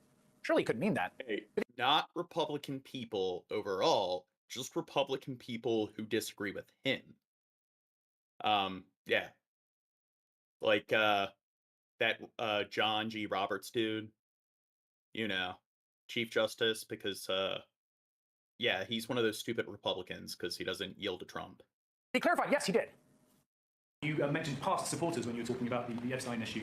Does that mean that you're effectively disowning any supporters who are now I lost a lot of faith in certain people, yeah. I lost because they got duped by the Democrats. What? Telling people the case is closed isn't working, so he's defaulting to trying his old playbook where it's all Russia, Russia, Russia, Comey, Obama hoax. Barack Obama created the Epstein files that he didn't show you, so why would you even want to see them? What could be in them? They're fabricated anyway and they don't exist. What's wrong with you? The thing is, it isn't really working. If you talk about this, I'm going to excommunicate you. Now, I mean, Obama, don't you think he was one of the best right-leaning conservative presidents we ever had? I mean, yeah. I'm surprised Probably. he's not popular amongst the right. I mean, again, he deported lots of Well, Republicans and dropped a lot of I don't think Or I he can. deported lots I don't of, think I can say yeah. why he isn't popular with them on stream. Oh, but Everybody knows why Obama isn't popular well, with I the mean, right. they like Trump, and Trump has been going against all his campaign promises, and you'd think they'd like Obama, who did the same thing. Are there any good presidents? Well, probably not. Pope, bro. Yeah, there Americans are not was, and then he satisfied got with what we shot in hold. the back of the And it fucking shouldn't be. head. There were a few presidents that Minecraft. got. Well, are you Talking about JFK. he didn't get I thought you were talking about in the Abraham head. Lincoln. Lincoln got shot in the back of the head, right? Yeah. No, JFK got shot in his neck. He was, yeah. It was the magic bullet, Shabisky. Oh, close enough. Yeah. Well, it wasn't the Being back pedantic, because Gene. they shot the vehicle when it was moving forward towards Yeah, Lee Harvey Oswald was a Marine. He aimed for the neck. Because it's been contradictory and insulting to our intelligence. Why this show's called the Pedantic. It's not pedantic because there's multiple presidents that have been assassinated and by being shot. The part where you're being the pedantic, it's the no, it was in the neck, not the head. Well, we were asking which one, and Dirt was the one that said that it was Lincoln with Booth. Oh, that guy sucks. Every step of the way. See, Shab just can't handle being wrong.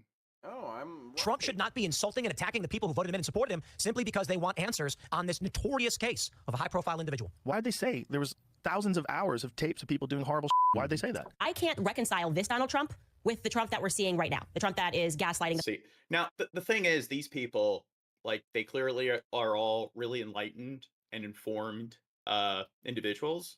So people who seem to love criticizing people on the left for just believing whatever the left-wing media says, they don't just get their information from the mainstream media like Fox News. They're people who they are rebels.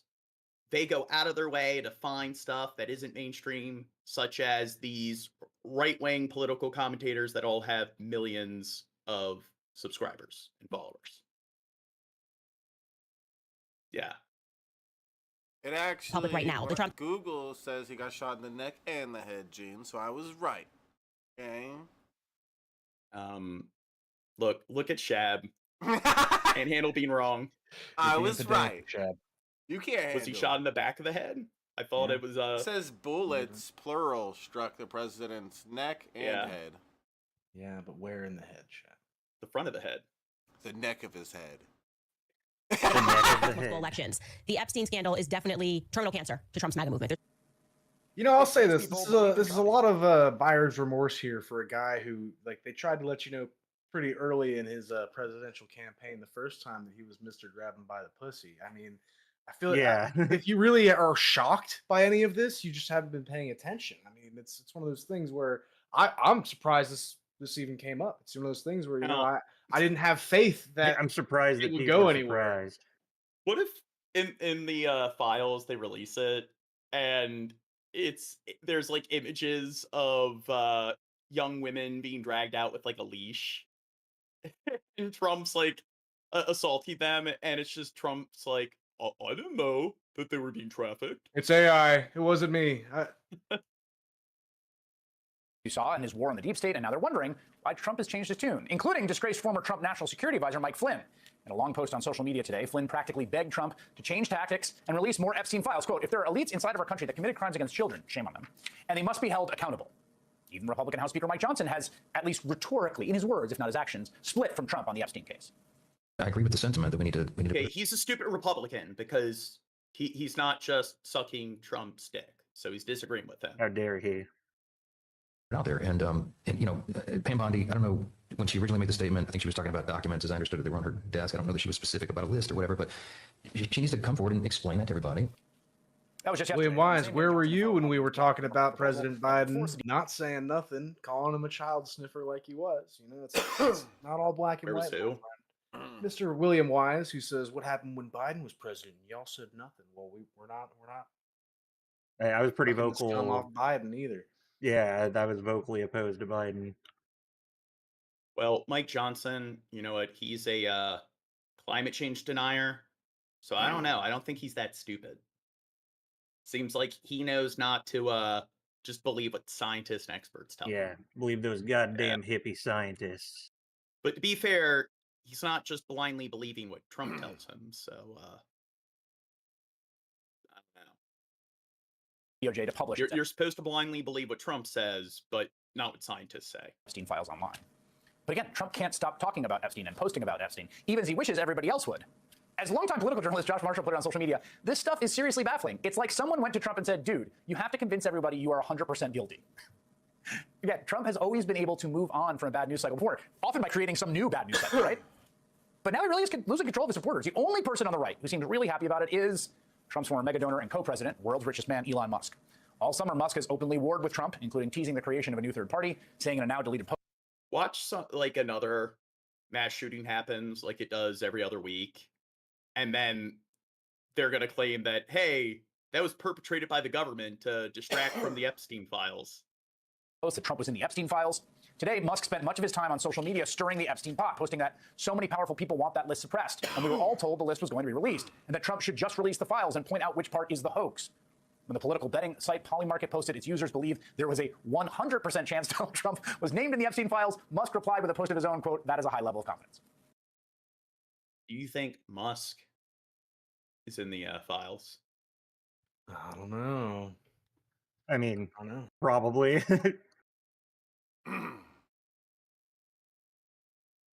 Well, he wants them to be released, so maybe he's playing 4HS, where he knows that by putting a bunch of spotlight on it, trying to get Trump to release it, like, he knows Trump's a narcissist, and because Musk is a narcissist, he knows how they think, which is they don't yield. They won't admit that they're wrong. Once they make a decision, they won't back down. So he knows that Trump's going to be contrarian, not release the files, and that's how Musk is going to prevent them being like all the dirt on himself being linked. All right. So Musk is clearly the master of deflection. So there is fallout over the Jeffrey Epstein files to talk about. President Trump says the whole thing is a hoax. His own supporters are some of the loudest voices in the room asking the files be released. And for that, President Trump is slamming those supporters. So a Justice Department review of the case found Epstein did not have a client list, even though in February, President Trump's own Attorney General, who we just saw, they're getting off board that boat in the San Francisco Bay to go to Alcatraz. Pam Bondi said that the client list was on her desk. Well, she now walks that back, saying she was referring to the case files and not the list. Here's how the president pushed back when asked about that controversy. I know it's a hoax. It's started by Democrats. It's been run by the Democrats for 4 years. You had Christopher Wray and these characters and Comey before him. And it's a bad group. It started, actually, look at the Steele dossier. That turned out to be a total hoax. The 51 agents, the intelligence, so-called intelligence agents, that was a hoax. It's all been a big hoax. It's perpetrated by the Democrats. And some stupid Republicans and foolish Republicans fall into the net. Stupid Republicans and foolish Republicans, the words of the President of the United States against those who supported him. All Republicans, though. Him getting into the Oval Office. Meanwhile, Trump's former Vice President Mike Pence added another prominent voice to the call. I don't think all, but still, that doesn't really narrow it down that much. Release the files. Here's what he said on The Takeout with Major Garrett last night. I think the time has come for the administration to release all of the files regarding Jeffrey Epstein's investigation and prosecution. It's important that we... Well, he's a stupid Republican. I mean... And a traitor. He supported the coup that was trying to take Trump's second term away from him. So yeah, stealing the election. Protect the names of the victims. Ex-VP, stupid, like he's just a stupid Republican. Speaker of the House, stupid Republican. Chief Justice, stupid Republican. Why? They don't suck Trump's dick. They should be excluded from any disclosure. But whether or not the facts justify charges, I think that anyone who participated or was associated with this despicable man ought to be held up to public scrutiny. That from the former president of the United States. You can watch more of Major's conversation with Mike Pence on the Takeout's YouTube channel. And you can also stream Takeout with Major Garrett Monday through Friday at 5 Eastern right here on CBS News 24/7. CBS News White House reporter Olivia Rinaldi. MAGA is eating itself alive over Jeffrey Epstein. So is Donald Trump himself for dessert. Joining us now, former Republican congressman and author of The Breach, The Untold Story of the Investigation into January 6th, Denver. Yeah, they're going to eat him. Editor of The Bulwark. You sent me this, dirt. It's one of those just interview videos we tried. Yeah. Welcome back. Video released by the Justice Department showing the outside of Jeffrey Epstein's prison cell just hours before he was found dead has the world watching frame by frame. And one moment is certainly raising eyebrows. The footage cuts and the timestamp jumps a whole minute as questions of the so-called missing minutes spiral into full-blown conspiracy theories. And this playlist, I have it going down from oldest to most recent. So we're 4 days in, or we're down to the 4 days ago mark. So wow, I had a bunch of them that are just 2 hours ago, 3 hours ago. So what information do you think is going to be revealed within the last few hours? New reporting shows even more footage may be missing. So this headline from Wired reads, the FBI's Jeffrey Epstein prison video had nearly 3 minutes cut out. According to Wired, newly uncovered metadata reveals a 2-minute and 53-second chunk was removed from what the federal government called raw footage. So joining me live now is Dhruv Mehrotra, an investigative data reporter for Wired, and the author of that piece. Dhruv, thanks for being here. First things first, how did you figure... Is he one of the people that are suing, Trump's going to sue for defamation? Maybe. Figure out about this missing chunk? Well, Trump cares about freedom of speech. And how was that video then edited? Yeah, so on Monday, the DOJ and FBI released what it called raw surveillance footage from an area adjacent to the special housing unit where Jeffrey Epstein was found dead. And soon after they released the data, we downloaded the files that the DOJ released and looked into sort of the hidden information that's embedded in most digital files that can show you a bit about how and when something was created, edited, or saved. It's kind of like a video's digital paper trail. And in this case, the metadata showed the footage had been edited using Adobe Premiere Pro, which is a professional editing tool, and it was saved several times and stitched together from 2 separate clips. It sounds like a bunch of, I don't know, well-educated, computer literate, IT, like virgin nonsense. So, yeah, this doesn't Sounds like a bunch of libtard stuff. He's not like speaking at a 6th grade level. So I can't really process what he's saying. So it just sounds Real question stupid. is, could you have a beer with him? Yeah. Well, I could don't you know. have a beer with Jeffrey Epstein? All right, so you take that information, you see that. How does Trump this help probably then did. piece together what happened in this More case? than a So beer. what are the new takeaways? Yeah, so the main findings from the piece and the analysis are basically that the quote-unquote raw video was actually stitched together from 2 separate clips and exported multiple times over more than 3 hours on a single day in May. When we looked at the metadata from the source clips, we found that 2 minutes and 53 seconds were removed from one of the original files that they used. And that cut happens actually right before the now infamous missing minute, which is like a gap in footage that occurred from 11:59 p.m. on August 9th to midnight the following morning. And, you know, this doesn't just really undercut the claim that the... Oh, who are you going to believe? An IT specialist or Trump? Definitely DOJ has made that this video is raw and unedited, but it also potentially contradicts the DOJ's explanation that the missing minute was due to a routine system reset. Because, you know, based on the original file that we're looking at, there appears to be footage that could cover the time frame in question. So you're saying it's not raw, it's been edited? Yes, it's very clearly been processed by powerful editing software. So what are Trump officials then saying to questions about this discrepancy?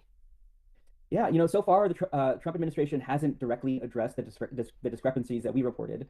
The DOJ referred our questions to the FBI. The FBI referred our questions back to the DOJ, and then eventually declined to comment. The administration originally did say that the 1-minute gap in the footage was due to a nightly system reset, but that doesn't actually explain why nearly 3 minutes were trimmed from one of the original video files. So right now, there's not really a clear explanation from the administration about why that extra footage wasn't released. Dhruv Mehrotra, we'll hear more from you and more. You think we'll get an explanation? No. House facing more questions over the Jeffrey. Maybe we don't need one because Trump's secretary said that their administration why are you always libtards completely still asking transparent for the Epstein cases. Yeah. Steps up his efforts here to shift the blame to Democrats. Well, It seems like no, it's the stupid Republicans that keep asking for it. You know, the ones that are the big They're being conspiracy theorists. libtards. Yeah. White House Press Secretary Carolyn Leavitt doubling down on Trump's claims without evidence that Democrats are creating what he calls a hoax. The Democrats had control of this building, the White House, for 4 years, and they didn't do a dang thing when it came to transparency in regards to Jeffrey Epstein and his heinous crimes. It was this president who directed the Department of Justice and the Attorney General to do an exhaustive review of all files related to Jeffrey Epstein, which they did. In terms of redactions or grand jury seals, those are questions for the Department of Justice. Those are also questions. Exhaustive review. Seems like they're trying to get us to, I don't know, feel bad for taxing them so much. For the judges who have that information under a seal, and that would have to be requested. It's not like they can just turn it over to some, I don't know, IT specialist that clearly I think they have plenty of them to spare, like within the federal government, especially within the top echelons of the federal government. I don't think it's really, she's the one reviewing that information. And a judge would have to approve it. That's out of the president's control. Well, some Republicans now pushing the Justice Department and Attorney General Pam Bondi to release more case files. But for years, it was Trump and some of his closest allies, some of them are his top administration officials. They were the ones that were pushing these conspiracy theories about Epstein as well as his alleged client list. Seriously, we need to release the Epstein list. How is it that my father could be convicted of 34 crimes, but no one on Epstein's list has even been brought to light? What the hell are the House Republicans doing? They have the So Now, why do you think, I don't know, now they don't care about the list at all? I can't believe that guy would say that about his Uncle Epstein, dude. Jordy, you can't get the list? Uncle I want to Jeffrey. bring in ABC News Washington Bureau Chief Rick Klein for more on this. Rick, it's wonderful to see you, and I'm curious, first of all, of what you think over this poll. It might not be all that surprising. Why are It's a these Quinnipiac poll that stupid shows 63% Republicans Bureau Chief Rick Klein. so obsessed with it? Because aren't all of these clips they showed of, you know, all of these people that are working right under Donald Trump? Yeah, this dude, do you think he's got connections with Trump at all? I don't know. Who's this dude again? Isn't he that Vance dude? I don't that's recognize that him. VP? Yeah, but Oh, he's yeah, the guy it's- from the it's so- meme. Well, I mean, it happened years ago. Why the fuck do they care now? I mean, it's almost like these clips are just from the last, like, not even a year ago. So several months ago, they were making a big deal about this, 2024. But I guess we finally hit that mark where it's too dated. Epstein list. How is it that my father could be convicted of 34 crimes, but no one on Epstein's list has even been brought to light? What the hell are the House Republicans doing? They have the majority. You can't get the list?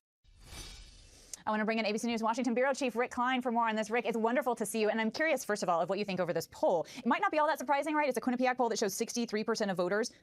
So, Sarah in the chat wants to accuse us of the P word. So, why do you like coming into random people's chats and making those sort of unfounded claims? It's one thing if you want to come in and be like, "Hey, they're losers, they're fat," but don't you love it when lowbrow, illiterate dumb fucks come into people's chats and they just throw around accusations like that? Well, no, but they have a good argument. We use a green screen. Oh, so yeah, there's a really strong connection between the two. Yeah, I'm not everybody using no knows fucking that. green screen. Yeah, well, you're probably not one of us, okay? You're not a Your hands are weirdo. clean, you know? Yeah, We you're use the not- green Shit, screens. I'm not part of the club here. Hang on. Yeah. We use Somebody the green says- screens to hide our dungeon. Okay, shut up. Somebody says the audio is too fast. We do this There we to go. avoid copyright and also to get through the stuff a lot more quickly because we go over a lot of videos. These on any poll Here, question. I'm at the these days, on Krusty any Krab mildly now. controversial policy. And you have a window into how striking this is. And you only get there if it's bipartisan. Because if the Trump base was aligned behind him and the Democrats lined up, you'd have a 50-50 issue like most others. In this case, it's not just that 63% disapprove, only 17% approve. Clearly, that cuts into the Trump base pretty deeply. You've got to think at least a third of the country would align themselves a lot more strongly on almost any polling question, if not a lot more than that, when it regards Donald Trump. And that tells you just how controversial this is and how Democrats are now rallying to this cause because they see the shifting rhetoric on the Republican side. This has been a Republican issue for years now. And now They are claiming that the green screen is the element. Yeah. What are you hiding, John? What are you hiding back there? What are you scared of? Republicans would split with the president. Yeah, What it's issue not would just that to be? make And my here we are. background We found it. transparent. And meanwhile, Press Secretary Carolyn Levitt's really trying to defend the administration. In fact, she's going as far as to say she feels like the president has been Holy shit, transparent, there's a and now she's wall sort of under directing there? all questions about this right to the DOJ. That's exactly right. And look, I the was hiding it this DOJ whole is time, not going a to wall. move in a bigger way on this, truly, unless the White House is telling them that. There's a lot of coordination that goes on in these kind of matters. As a practical matter, Donald Trump could tell the DOJ to put more things out if he wanted to. He's been careful in his language in saying they should put out information that is credible. He's then peddled additional conspiracy theories, new ones, around how Democrats potentially were part of a cover-up. When this happened in 2019, Jeffrey Epstein died, Donald Trump was president. He would still be president for another year and a half. And yes, it has been people on his side primarily that have been talking for the release of more documents. Now their attitude is, look, we put out what we're going to put out, and you kind of have to trust us on that. And we're seeing that just not fly. This has lasted a lot. Here, try to get to some of the more recent. Yeah. I was sending you a lot of stuff as it was unfolding, John. I haven't spoken to you for a while, dude. John got hit by that F-150 and took him out of commission. What for a couple. dork. Say that, these files Well, I mean, made up by Comey. I got COVID, and I'm not the kind of person that just believes what different disease experts have to say and like certified medical professionals. So I'm a free thinker, and I injected some bleach into my bloodstream. You're a truther, Gene. Nice. I don't know, but I think I don't know. Maybe I shouldn't have done that. They were I don't made think up it by worked. Obama. They were made up by the Biden. We went. I You're heard just if being a you liberal. Well, I hear that maybe you can help expedite the process of like bleaching your COVID if if you also inject some ammonia and rubbing alcohol in there.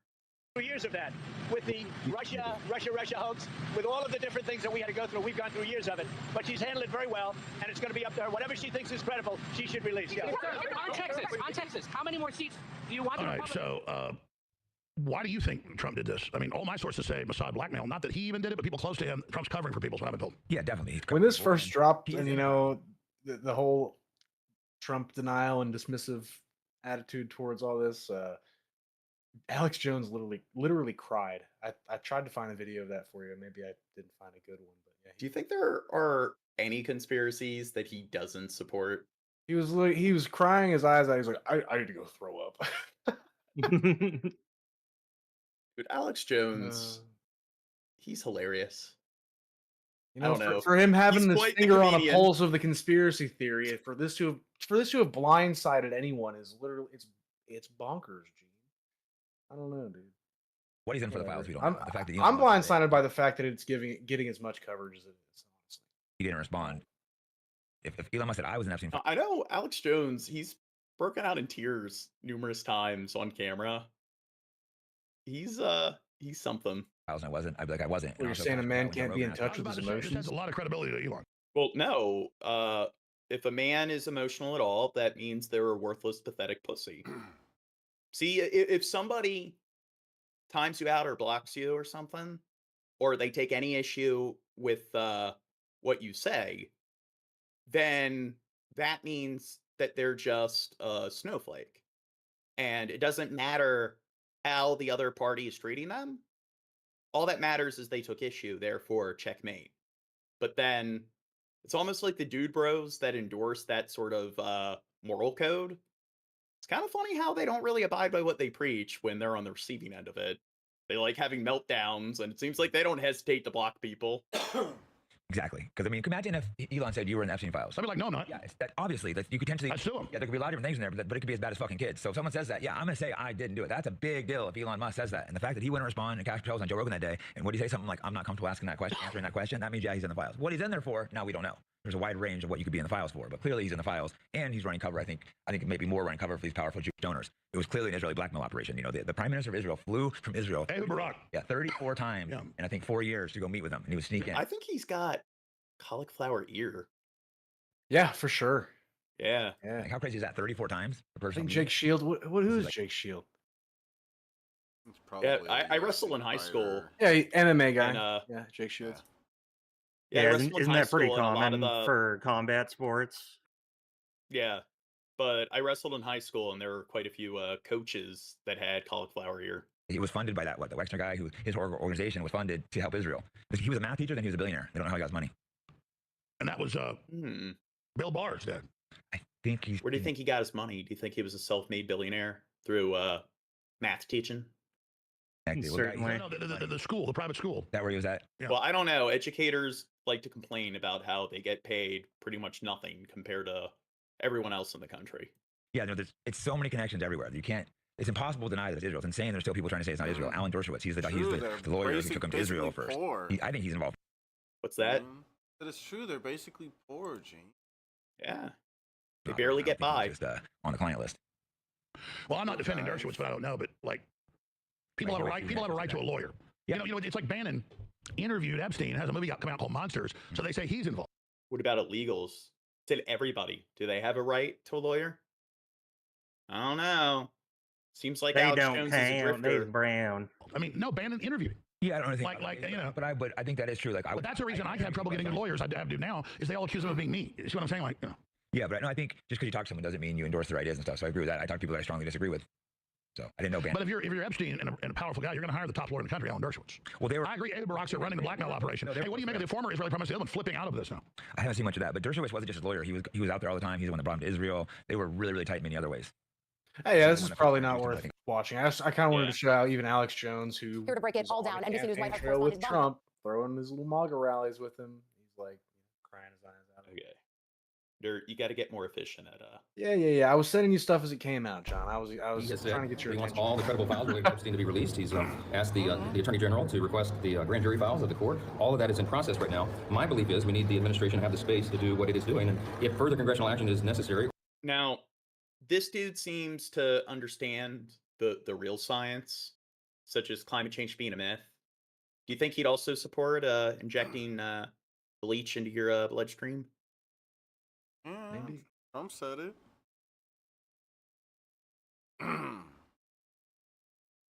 Trump said it, so it must be right. I hear that injecting rabies will make you a better athlete. We should try that. This evening to the Jeffrey Epstein files, and after President Trump told the Attorney General the Justice Department should release some of the grand jury testimony in the Epstein case, tonight the White House is now asked why not release the full Epstein files. Here's Mary Bruce. President Trump was out of sight today, but appears eager to change the subject from sex offender Jeffrey. But I've heard that, you know, you don't want to be a mouth breather. The brain really functions well when it gets more oxygen.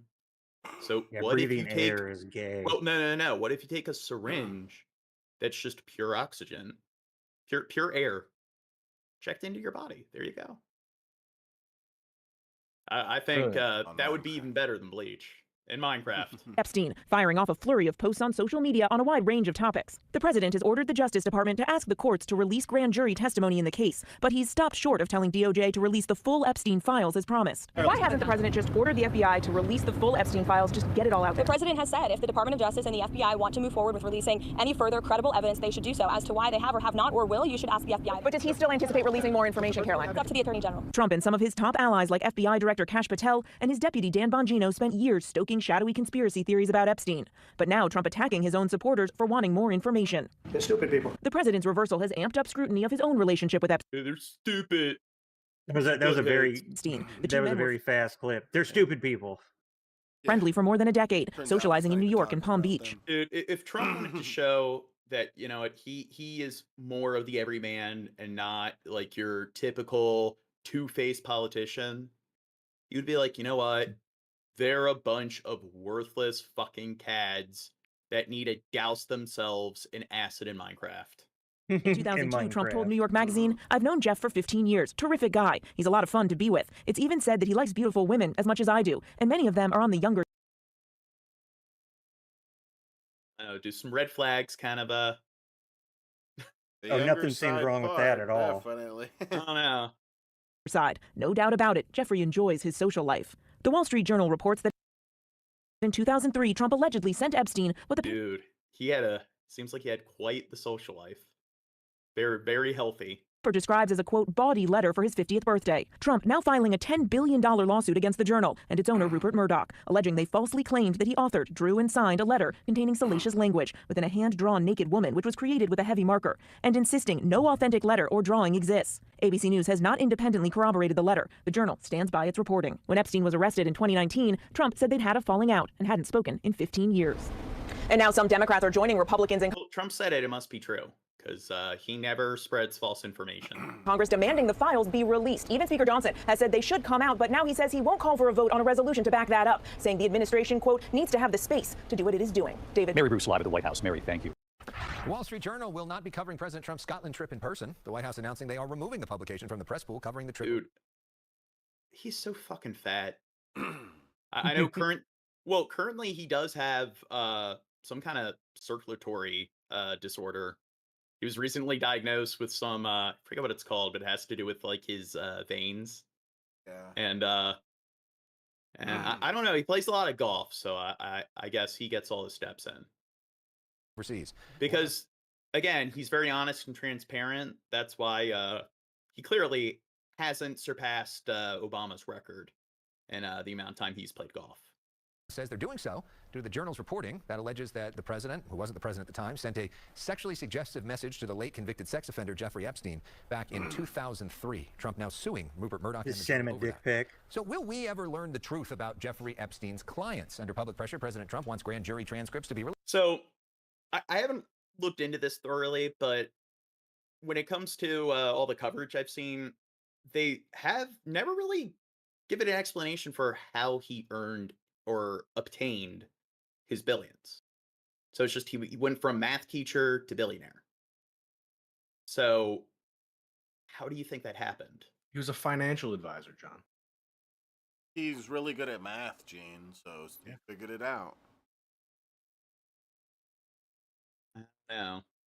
He got real good at multiplication, then he multiplied. He multiplied his bank account.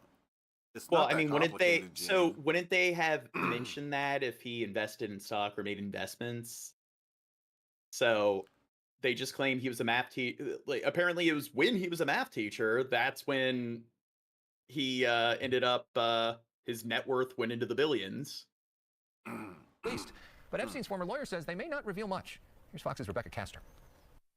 Whether the president likes it or not, public interest in the Jeffrey Epstein scandal is not going away. Now he's trying to appease critics who think he may be involved by ordering his Department of Justice to ask a federal judge to unseal grand jury transcripts that led to the accused child sex trafficker's arrest. Grand jury information is narrowly tailored by prosecutors only to provide sufficient evidence to result in an indictment. Epstein's former lawyer wants the transcripts released, but says what the public is looking for, such as a client list, is not in there. Instead, he thinks investigators should be talking to Epstein's former girlfriend and confidant, Ghislaine Maxwell. She is the Rosetta Stone. She knows everything. She arranged every single trip. If she were just given use immunity, she could be compelled to testify. I'm told that she actually would be willing to testify. Earlier this month, the DOJ and FBI revealed they have not found a client list or evidence that Epstein was murdered. President Trump is now calling the whole thing a scam perpetuated by Democrats. This is his making. He was president when Epstein got indicted for these charges and went to prison. He was president when Epstein committed. Yeah, I like that. It's a scam, but it's like, wasn't all this information available during his first term? Suicide. Ghislaine Maxwell is currently appealing her child sex trafficking conviction and sentenced to the Supreme Court. In Washington, Rebecca Castor, Fox News. This whole back and forth has caused some cracks within his own administration. Thanks very much for joining me. Let me be frank. I have Oh, this guy's a communist. no idea what is in the Epstein files, who is in the Epstein files, or whether or not these files actually even exist. But this I do know. Jeffrey Epstein was an extremely wealthy guy who hung out with some of the wealthiest and most powerful people in our country and the world, including Bill Clinton, Prince Andrew, multiple billionaires, and Donald Trump. And this I also know. During his presidential campaign, Donald Trump said very clearly that he would release the Epstein files. My response, Mr. President, do it. Do what you promised the American people you would do, and stop trying to deflect attention away from what you promised. Be transparent the way you promised you would be. Tell the truth like you promised. Because hiding whatever he's hiding with the Epstein files is not the first time. I don't know. Do you think he knows anything about transparency? I mean, communism. Stalin was a communist. He was all behind, like, your typical KGB, like, sort of psyop, so To can't say be the trusted. least, that he has lied to the American people. He promised that his big, beautiful bill wouldn't touch Medicaid. Instead, the bill is going to take away Medicaid from 17 million Americans. Why is he? Well, here's the thing. See, he's obsessed with communism. Those people need to pay their fair share. Why should I don't know, why should the tax payers be paying for lazy people's medical care? Because we all know that billionaires like Trump, they Totally make not a this tax country. burden. Yeah, it's not like they only pay what is it, like 4-6% of their overall earnings in taxes. So Slashing Medicaid, so we can give $1 trillion in tax breaks to the top 1% and $900 billion in tax breaks to the corporate world. In other words, he is making his very rich friends much richer while making life harder for working families. But that is not all. Trump is attacking every single day the very foundations of American democracy. He is usurping the responsibilities of Congress and is illegally refusing to allocate the money that Congress appropriated for. See, John, you got to be careful with your sarcasm sometimes. 'Cause people think you're being serious about calling Bernie a communist, and people, Yeah. like Leo, you're getting ahead of yourself, buddy. I mean, look, didn't I also make a comment about billionaires? Yeah, but it's going over people's heads, John. You know, I don't know. Well, I'm not being serious. I actually I love all the socialisms. Socialism love doesn't all equal the- communism. Well, I mean, that's the thing. The logic behind it being communist is like, hey, he supports more social institution, and they don't really seem to understand that every country on the planet has elements of socialism. There is no country that is 100% capitalist or socialist. So, is your police department and fire department, are those communist institutions? Yes. Yes. Everything. I think everything needs to be privatized. If you can't afford it, then then you should fuck get you. protection from the police. You shouldn't. We should have it set where you have all the rich gated communities, and then they have their privatized, like, sort of social services, and then all the people living outside the gated communities, well, hey, it's their fault for they get to live in the outer limits, the Badlands. Education, housing, and other basic needs. He is ignoring court decisions that he doesn't like and attacking universities who are teaching courses he doesn't like. He's going after law firms that represented clients he doesn't like. Further, he doesn't like a free press, and he doesn't want criticism. He has sued ABC, Meta, The Wall Street Journal, and CBS, and he has cut funding for PBS and NPR. Enough is enough. Too many Americans have fought and died to defend freedom and democracy, to defend the First Amendment and the right to dissent. That is what makes America great. So, when it comes to the NPR, I will say it is one of the more neutral, like, bipartisan news networks. I guess they're slightly left-leaning, but maybe that's, like, a good example of why it's good to have some sort of, bureaucratic sort of institution when it comes to media production. Same thing with PBS, because, TLC. Maybe this is an example of, like, the bad side of capitalism. It's almost like when the dollar decides what's educational content, it becomes Honey Boo Boo. So maybe there's a good reason. I think we need a fourth branch of government. We need, like, the pedagogy branch of government, where it's just academics and they get to The decide. whatagogy? Well, Get it out of here. It needs to be some branch where it's just, hey, this is what the science is. So this law is just unscientific. This executive order is unscientific. It doesn't pass. And they need their own police force, like all the other branches, to enforce things if things don't go through. So the Supreme Court and Congress need their own police force to arrest the others when they don't do what they're meant to. I don't know. What should their police forces be called? The secret police. Wait.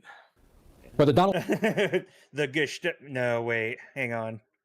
Federal we already bailiffs. have that. Yeah. No, the federal bailiffs. They're the ones that need to go in and apprehend Trump when he doesn't do something constitutional. Trump likes it or not, we are and will remain a government of the people, by the people, and for the people, not a country run by a bunch of billionaire oligarchs who want to move this country to an authoritarian society. Thank you.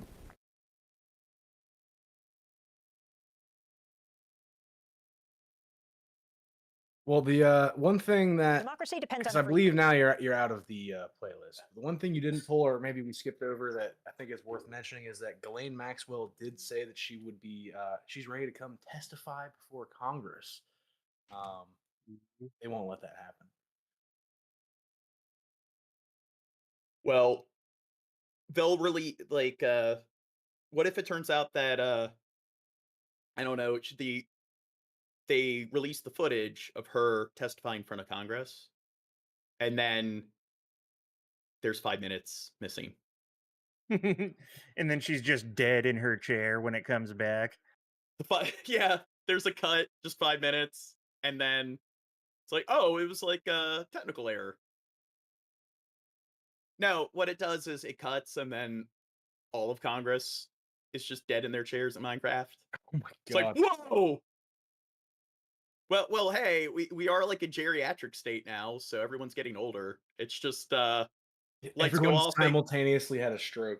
Yes, lights go off and back on. Hey, did you guys know that our country is not really run by billionaires? Oh, and some one in the chat's like, science can be bought and paid for. Yeah, anything can be bought and paid for.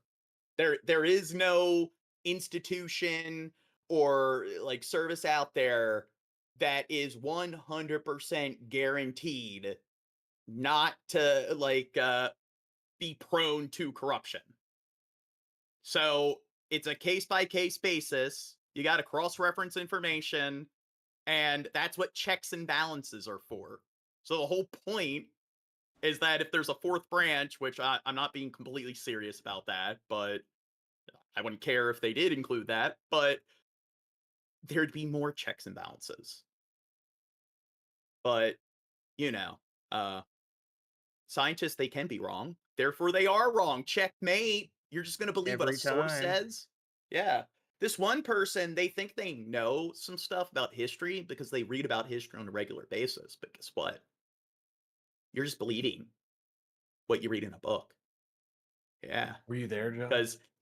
Because I am somebody that really does, I go above and beyond. I go on archaeological digs to verify what the history is. Yeah. Yeah.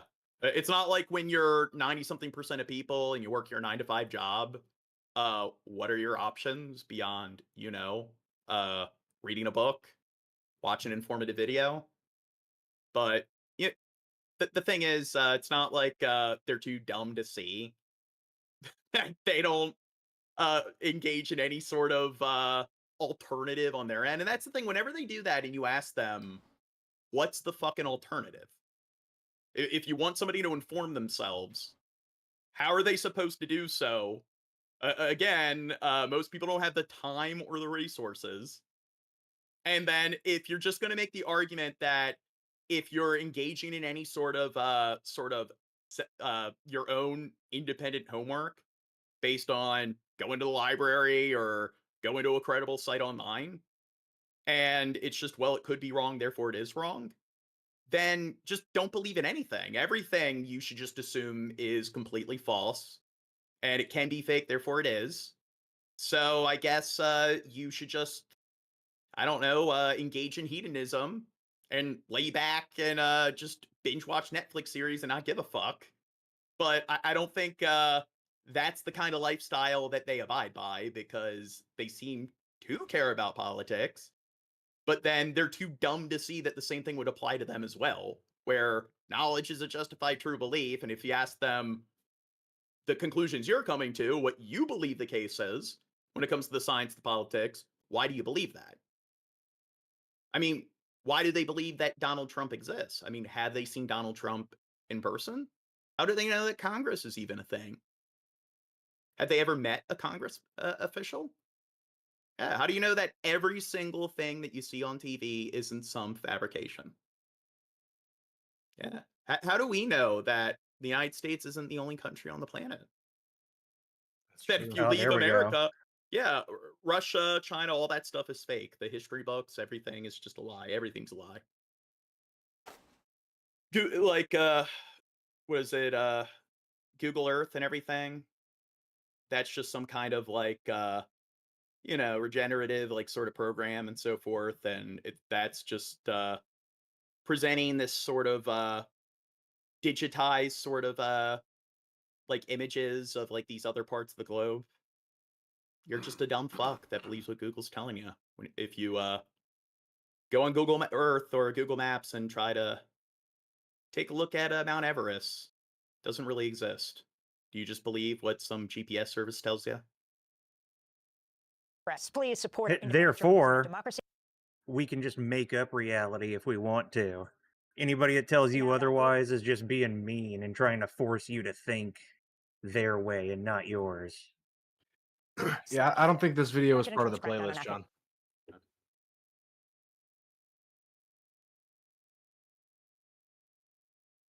Gene's is so unpragmatic.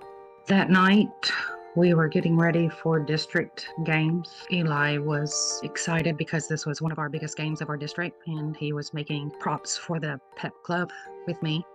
We had been back and forth all night about different things. Finally, I said, okay, Eli, it's time for bed. We were exhausted. I laid down at about 10:15, about 10:24. Restless says, your country is run on secrets and blackmail. What happened to Epstein files, Trump assassination attempt, Israel-Palestine? Answer, we should move on. And as a country, you are being run by far. So, I don't know. Is this particular person, they're saying your country. So are they from the U.S. or not? Probably not.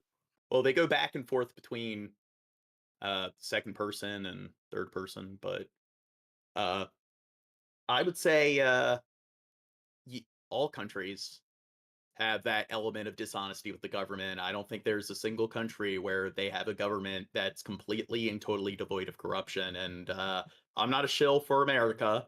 Definitely don't think it's the best country out there. Pretty critical of my own country. So I guess I'm not that patriotic. I'm told by a lot of people, why don't you just move? I hate the country so much. But the truth is, the world is fucked up, and it's always been full of corruption.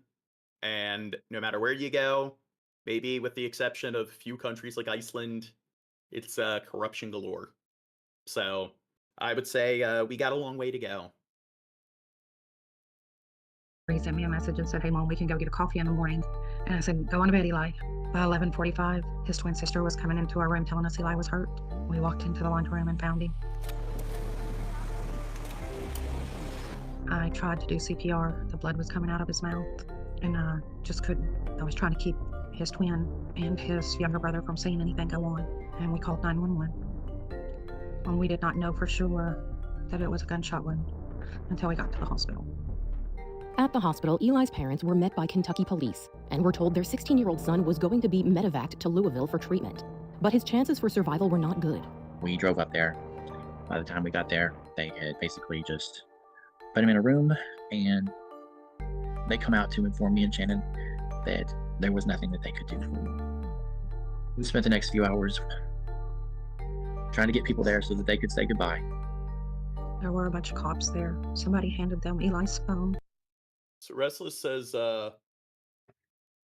not your country, used to work overseas in the media, Middle East, and you are right, all countries are corrupted, but most Americans are the most delusional.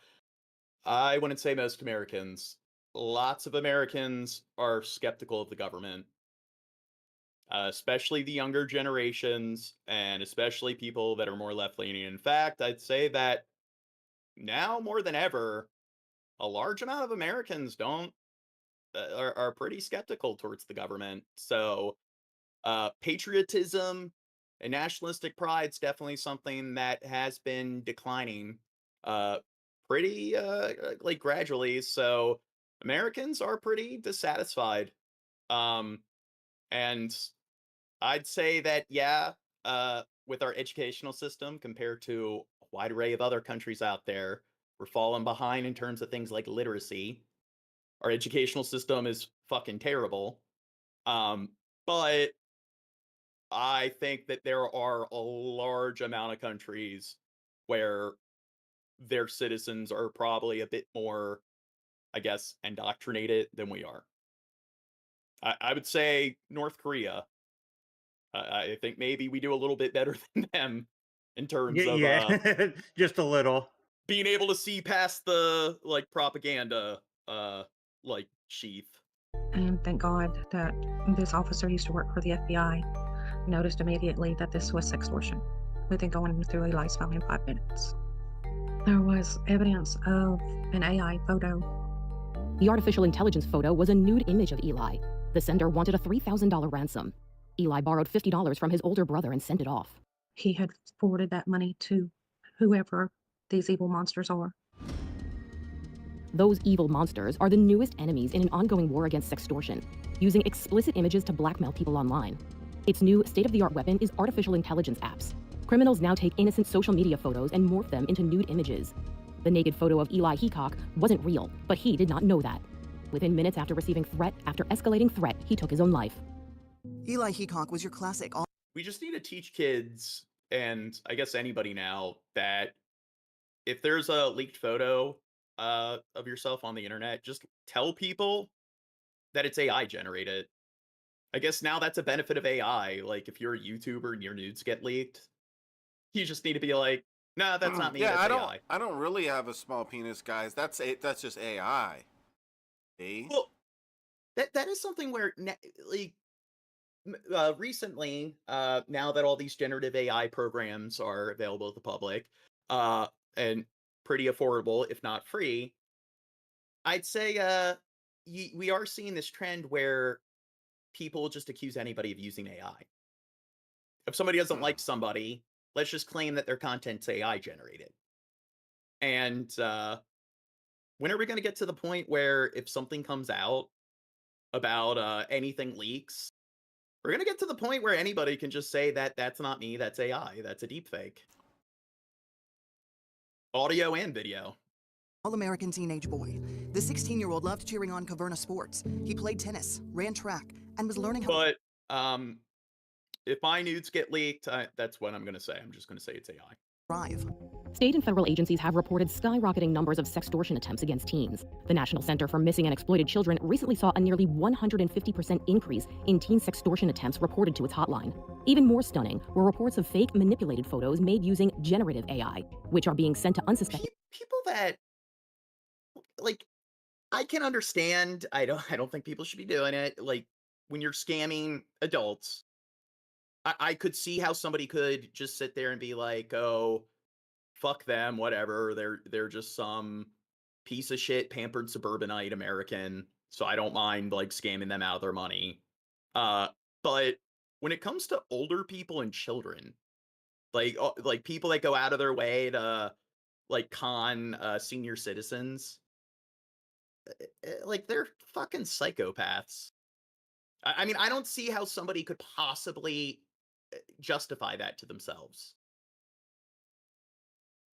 teens. From 2023 to 2024, the cyber tip line saw over a 1,000% increase in reports concerning generative artificial intelligence. The National Center knows of at least 36 teens who have taken their own lives because of AI extortion. One of the biggest things when we're talking about cases of financial sextortion is always to remember it is not the child's fault. That offender is committing a crime by threatening and blackmailing that child. So it is incredibly important for children and parents to know that there is hope. The cyber tip line at the National Center for Missing and Exploited Children is here for you. The FBI, the Department of Homeland Security, and law enforcement agencies across the country are urging parents to have that conversation with their kids. Parents in today's technology age. Oh, I don't know. What do you think about like social media was available when I was a kid. So of course, creating a MySpace, Facebook account, I mean, it was just like something casual, whatever, like creating any other account for any other site. But like, don't you think maybe should kids be allowed to put themselves on the internet? I kind of feel there should probably be a lot of like parameters in place that I don't know, bar a kid from just having an account and putting photos of themselves, or even like voice chats and stuff. What do you think? I mean, agree, considering how many times I've heard about like a Discord server being the center of controversy related to that topic, yeah, I wouldn't mind there being some kind of age limit on the internet. I mean, of course, I grew up with like Xbox Live, where you'd be dealing with a bunch of adults and kids cussing each other out. But yeah, like, do you think kids need that when they're playing video games online to have a headset? And then the issue is, it's No. just, okay, I can understand they don't necessarily need to be interacting via like voice chat with other people on the internet. But then what if they want to talk to their friends on voice chat? And then it's like, okay, well, there's the phone and stuff, but should they be allowed to use Skype? And but then the problem is, if there is something like they do have ID scans, facial scans and stuff to try to verify identity and whether or not you're an adult, but what's stopping the parents from just using their like verifying it for their kids? They will hand a tablet. And that's probably what would happen. Or a phone. Yeah, I'd say so. You can play Xbox on my account. I don't care. Cuss them out. You know. Shut the fuck up. Get on your electronics. Leave me alone.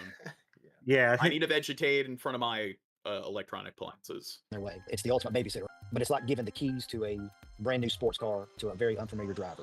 You want to give them lessons on how to operate correctly and safely. If we don't have those hard conversations with our kids, I can promise you there's somebody online that will have that conversation with them when we're asleep, when we're away, or what have you. The perpetrators of these crimes are often organized overseas syndicates using third-party payment apps, the FBI says. This is their full-time job, is to be on the internet, scouring anything and everything. There's no one specific website or social media platform that they target all of them. It's a numbers game for them. The more they can hit, the more likely they are to get a victim that they can exploit. They'll instruct the victim to send the money to a specific individual through Cash App, a payment app, an individual in the U.S. who doesn't know what's happening. They just know that they've been hired by somebody to transfer money from one individual to another. Such individuals are called money mules and charge a commission for transferring money into foreign accounts, according to the FBI. Many of these syndicates are based in West Africa, Brock says. They are very aggressive. They're very vulgar. If someone were to say, I'm thinking of killing myself, they would encourage it and say, yes, you should. That's how aggressive they can be. They're not going to back off. They would even encourage it as a way to sort of amp this up, get the victim to then send money. So what should a kid do in this situation? Immediately stop contact, block them, turn off your device immediately, and tell your parent and let them take care of it from there. Stopping these crimes has also become a political battle, making unusual allies of Republicans and Democrats in these divisive times. First Lady Melania Trump has been vocal on the issue. No, I'm sus. Like, I'm pretty sure if they cooperate, the universe would implode. So how do we know this isn't just a hoax, propaganda? This entire narrative is all AI generated. She was well. It's heartbreaking to witness young teens, especially girls, grappling with the overwhelming challenges posed by malicious online content, like deepfakes. On May 19th, President Trump signed a nonpartisan bill known as the Take It Down Act, which requires social media companies and others to remove images and videos, including deepfakes generated by artificial intelligence, within 48 hours of a victim's request.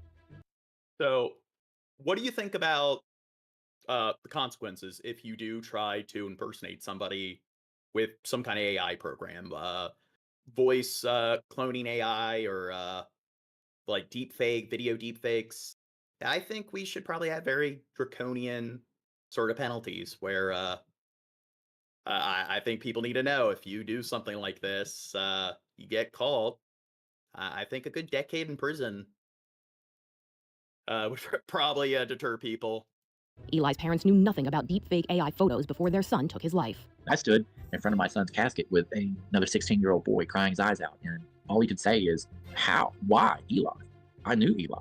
And he's not somebody that would have ever done it. And somebody a couple of years back called my grandmother, and they were using some voice program to replicate my cousin's voice. And she was like calling everyone like terrified. And it turned out that it was somebody like trying to scam her for money. He was saying that he was arrested and needed her to send him money. And like those kind of people, I don't know. They're I think it's crazy that that doesn't already have an extreme penalty. yeah, those people are scum fucks. Yeah. And unfortunately, I had to tell him the Like truth. there are a lot of crimes where when it comes to the ethics versus legality of course, technically Rosa Parks is breaking the law by not getting up from the front of the bus. So just because something's illegal doesn't necessarily mean that it's unethical, and vice versa. And Oscar Schindler was breaking the law by hiding all those criminals of the state. But this scenario where I definitely think it is profoundly unethical, and it's one of those laws where I don't care if somebody goes to prison for like a decade or two. Yeah, hold up. Tell We him got we that had some the valid reason this criticism in happened the is chat because here. right RJ now- Roberts says this is the most unhappy people of all together. Now, you're right. I forgot that I'm sitting here watching a news story about how a young man ended his own life after being sextorted. Wait, let me get all Yeah, cheer happy the about fuck that. up, Dirt. All right, my bad. I'm ready. Play, John. God. Well, hey, it is late, but also it's not just the fatigue. We do cover just how wonderful the world is. We're covering a lot of oh, I forgot. Sometimes I could be a bit too sarcastic, and earlier I was going to say many more fun stories, and I decided, nah, I'm not going to do that. Well, Look. because it's covering the Epstein case, so usually I'll put 3 topics in the title, but because this one, it's just, okay, we're probably going to be covering that the entire time. I just put that and more. And I'm like, you know what? I don't want fun stories being compounded with, you know, the other thing. But now then, Maybe there's a RJ, market. quick with the I'd bet everything you guys didn't say shit during the Biden corruption. I say this is a veteran. Well, you weren't watching us during the Biden corruption, then were you? Because we We were plenty vocal about not- Biden's corruption, and being a veteran does not stop you from being a retard, clearly. well, Yeah, you're automatically right about everything if you're a veteran. I was gonna say maybe. I mean, I know a lot of veterans who are really smart people, but he clearly is not one of them. Kids your age to steal from you and to lie to you and to take from your family. And plus, it does kind of demonstrate how he is indeed stupid, because how does he know what we think of Biden? So you just assume that because somebody's on the left, they must automatically support any left-leaning politician, and you know what? Well, in our case, you can just watch the show. Yeah, we're not fans of Biden, and you know what intelligent people do? Instead of making assumptions, they ask questions. Recognize one's own ignorance. You don't want to be in mine and Shannon's shoes, where you've lost your son, you have other kids you have to raise, and there's just times when you just break down and you just cry. It's hard. John and Shannon have 2 other children living at home, Eli's twin sister Palin and 14-year-old Channing. Inside their home, grief lives alongside anger. Him and Palin, his twin, had a lot of dreams, and you stole those from us. You ripped those from us for $50. He was our tornado. Eli, he always had a different idea every day after school of something that he could do. That said for $50. I thought it was $3,000. I swore, or maybe he didn't pay. I could have swore $3,000 was whatever.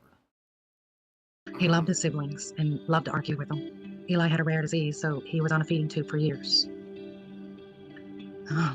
He overcome a lot of obstacles. You wouldn't get the quietness in the house that we have now if Eli was here. Eli's mother and father want other parents to know that their family can be destroyed in under an hour by social media messages sent to their child. It just takes just a moment for them to do this, and people need to understand that this is well organized. They're well. A wonderful world. People are so exceptional, don't you think? Financed, and they are ruthless. They're after our. I love how when you discuss things like police brutality, and people before it was all over the news. So when I was in high school and college, I was also very critical of the police. And it wasn't that hard to find countless stories of police brutality before it started to be widely covered throughout the media. And when I would talk to so many people on the right and the left, they would engage in this stupid illusionary bias of, no, like the world is just. You can trust any sort of civil servant. A person has a job, therefore they're fully qualified for that job. It's more rainbows and sunshine to believe that they become cops for altruistic reasons because they want to serve their community. I mean, there's just not enough bad people out there that would want to become a cop because they just like having a badge and authority. And it's just, how are you that fucking naive and fucking retarded? No such thing as people who are obsessed with authority. Well, it's just bad people. It's I love people that want to act like, yeah, bad people are so astronomically rare that I'm gonna act like somebody doing something really fucked up. No, a person wouldn't do that. Kids. When they're done with your child, they'll move on to another.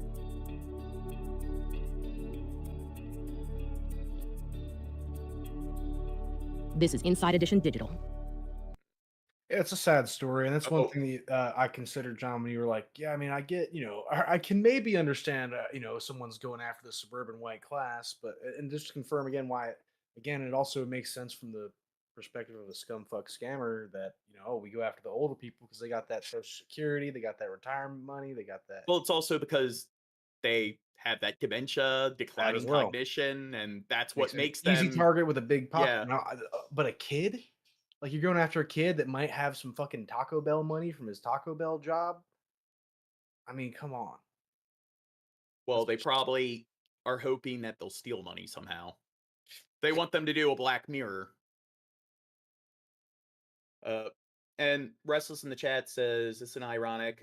We say thank you to veterans, but nothing for the to the firefighters." Here's the thing: when people try to defend police brutality by claiming that, well, hey, if somebody robs your house, don't come calling us, so that justifies what they're doing. I always make the argument, well, what about firefighters? are they allowed to just beat the shit out of people and steal from people and do whatever they want? Because, hey, if your house catches on fire, don't come calling us. Yeah, are doctors allowed to do that? Where doctors and nurses, they can just do whatever the fuck they want. If they don't like somebody, they can just beat them to a pulp, and then, well, hey, if you need medical treatment, It's all your need fault. surgery, yeah. Don't come crying to us.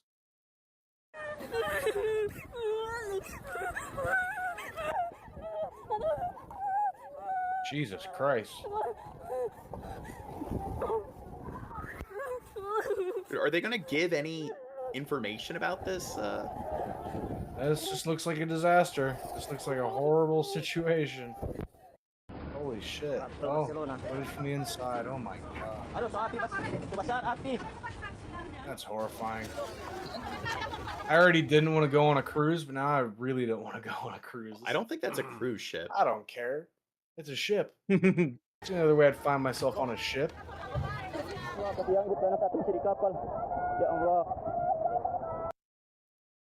So I'm guessing it's a kitchen fire, since it's at the top layer, like more near the like the deck of the ship.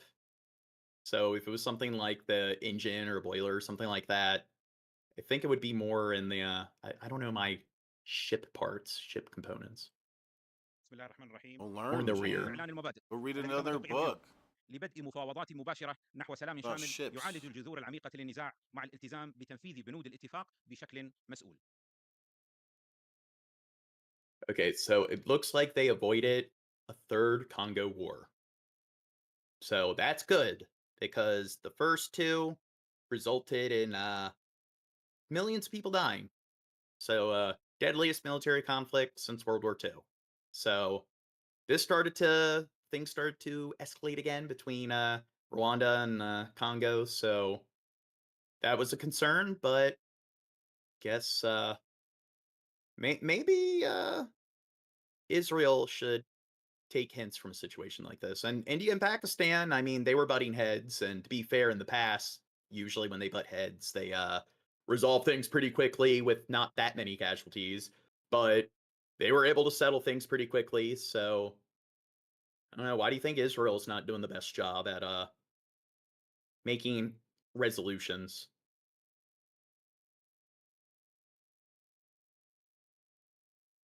Yeah. إذا بس حبينا نحصر Guys, very quick with your responses. الموضوع بآخر ثلاثة عقود من الزمن نحن نعرف أن هذا الشعب وهذه منطقة عانت الكثير.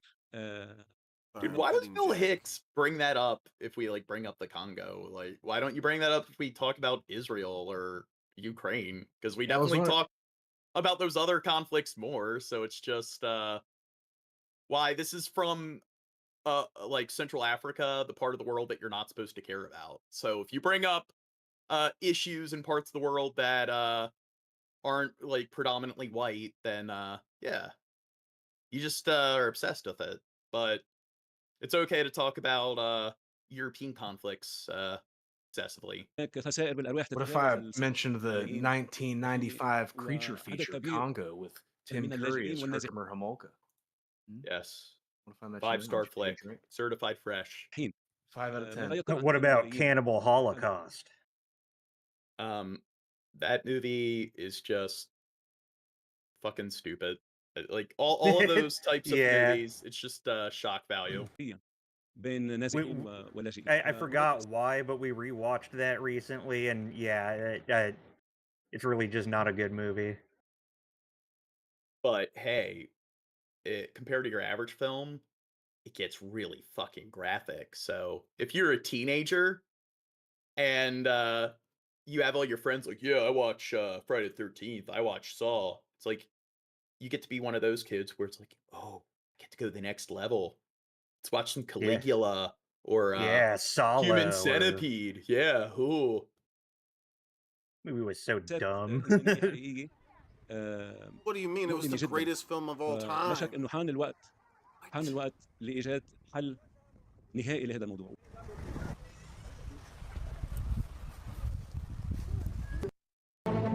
The unemployment rate for new college grads has recently surged, and some economists say businesses are now replacing entry-level jobs with artificial intelligence. Here's CBS's Ali Bauman.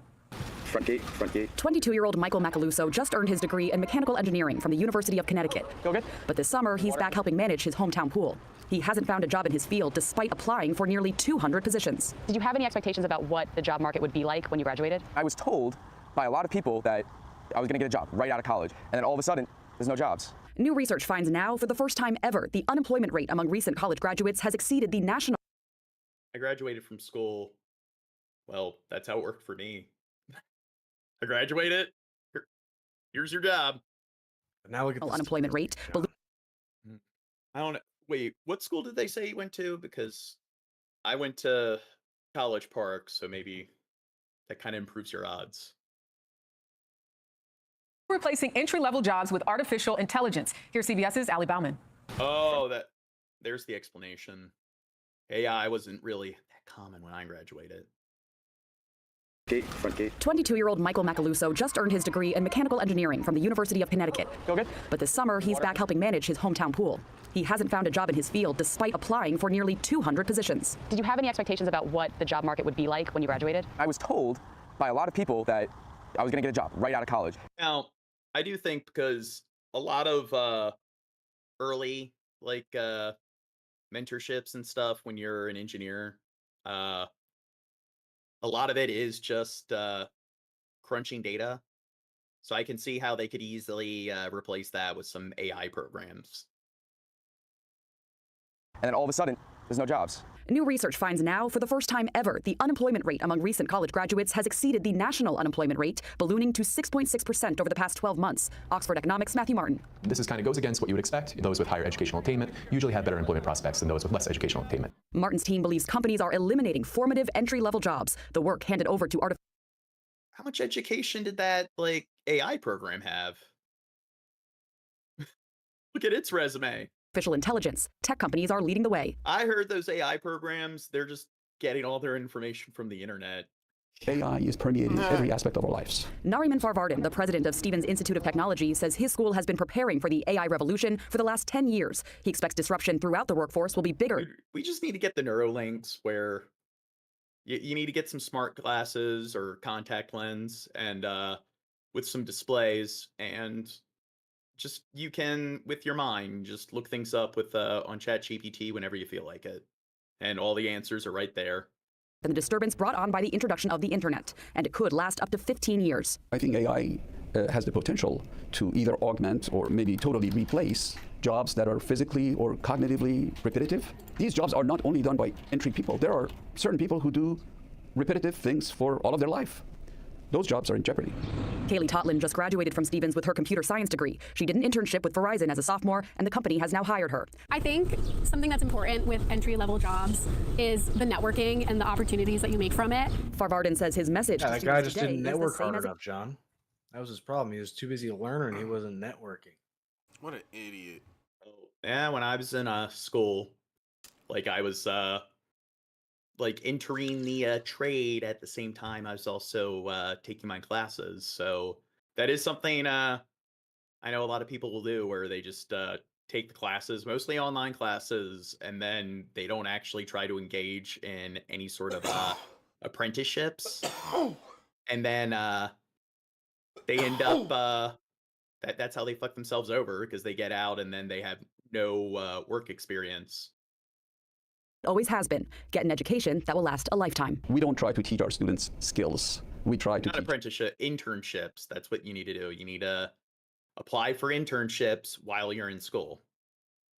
And that's how you can actually build up a resume and connections. And that's one of the best ways to actually get a job, because a lot of times you can just, wherever you're working as an intern, you can, if you get the internship several months before you graduate, then you can advance from an intern to one of their full-time employees.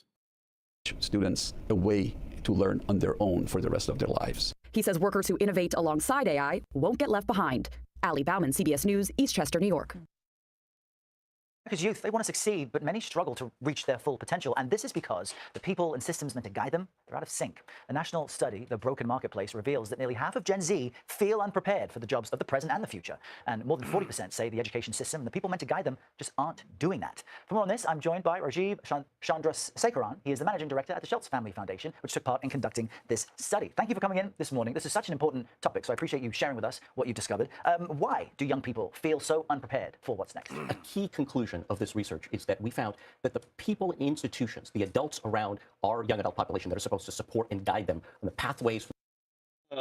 So Restless says, I run a company and people with a degree have less work ethics than people that get a degree. You need to experience, or also to all people that get a degree, you need to experience hard life, not soft office with a cafe. So I do think that you're ignoring a lot of nuance. I mean, I went to school, I got plenty of degrees, and it's definitely helped me out. And I definitely experienced a lot of hardships growing up, so I didn't have an easy childhood, and dealt with quite a bit of adversity. And the thing is, lots of really important jobs, you require degrees. So if you want to be a nurse or a doctor, you need a medical degree, you need a nursing degree. If you want to be a lawyer, you need to pass your bar, and you need a law degree. So saying that it's like all college investments are poor investments, and that's something people will do. And I find a lot of people, or at least a lot of right-wing people in the US especially, it's like, oh, you're stupid, you're just going to be at Starbucks. And it's just, do they not pay attention to all these jobs that, again, are very crucial, that require a degree in order for like a person to be certified? Plus, anybody who has worked blue collar and white collar thinks that's a fucking stupid mindset to have. Well, I don't know. Have you ever seen robots lay down cement? Yeah. Have you ever seen them drive trucks? From school to work. Recently, and in many cases offering them outdated guidance. But I was gonna say, what kind of company do you run? That's a big factor. And two, your argument, Restless, is anecdotal. Well, I can also understand, like, and I've discussed this in length, people who just get a degree for the sake of getting a degree, and then they major, they get a useless major, where it's not tied to any sort of certification or any sort of career path. So it's like, I'm going to major in, I don't know, ontology.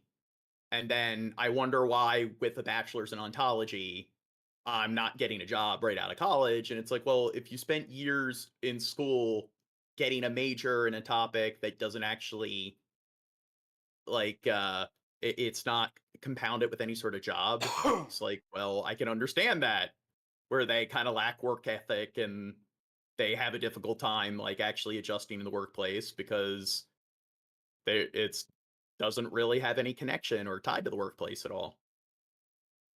Also, since Restless keeps saying stupid shit in the chat, I would like to point out their really creepy message from earlier. What is more powerful than billions of dollars? Your character.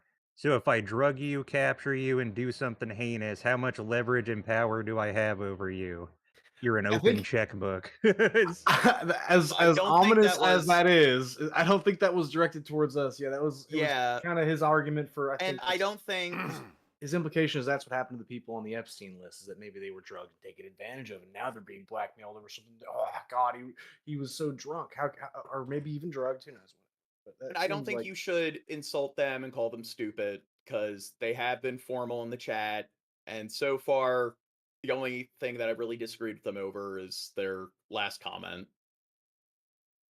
Parents are relying more on their own personal experiences, what they're hearing from friends and relatives, as opposed to consulting up-to-date resources, doing their own research. Guidance counselors are overwhelmed in high schools, and they too are offering them advice based on what might have worked maybe 5, 10, 15 years ago. But our economy is transforming so quickly with AI, with other technological transformations, really upending the job market. And today, No, this is where I will go full communist.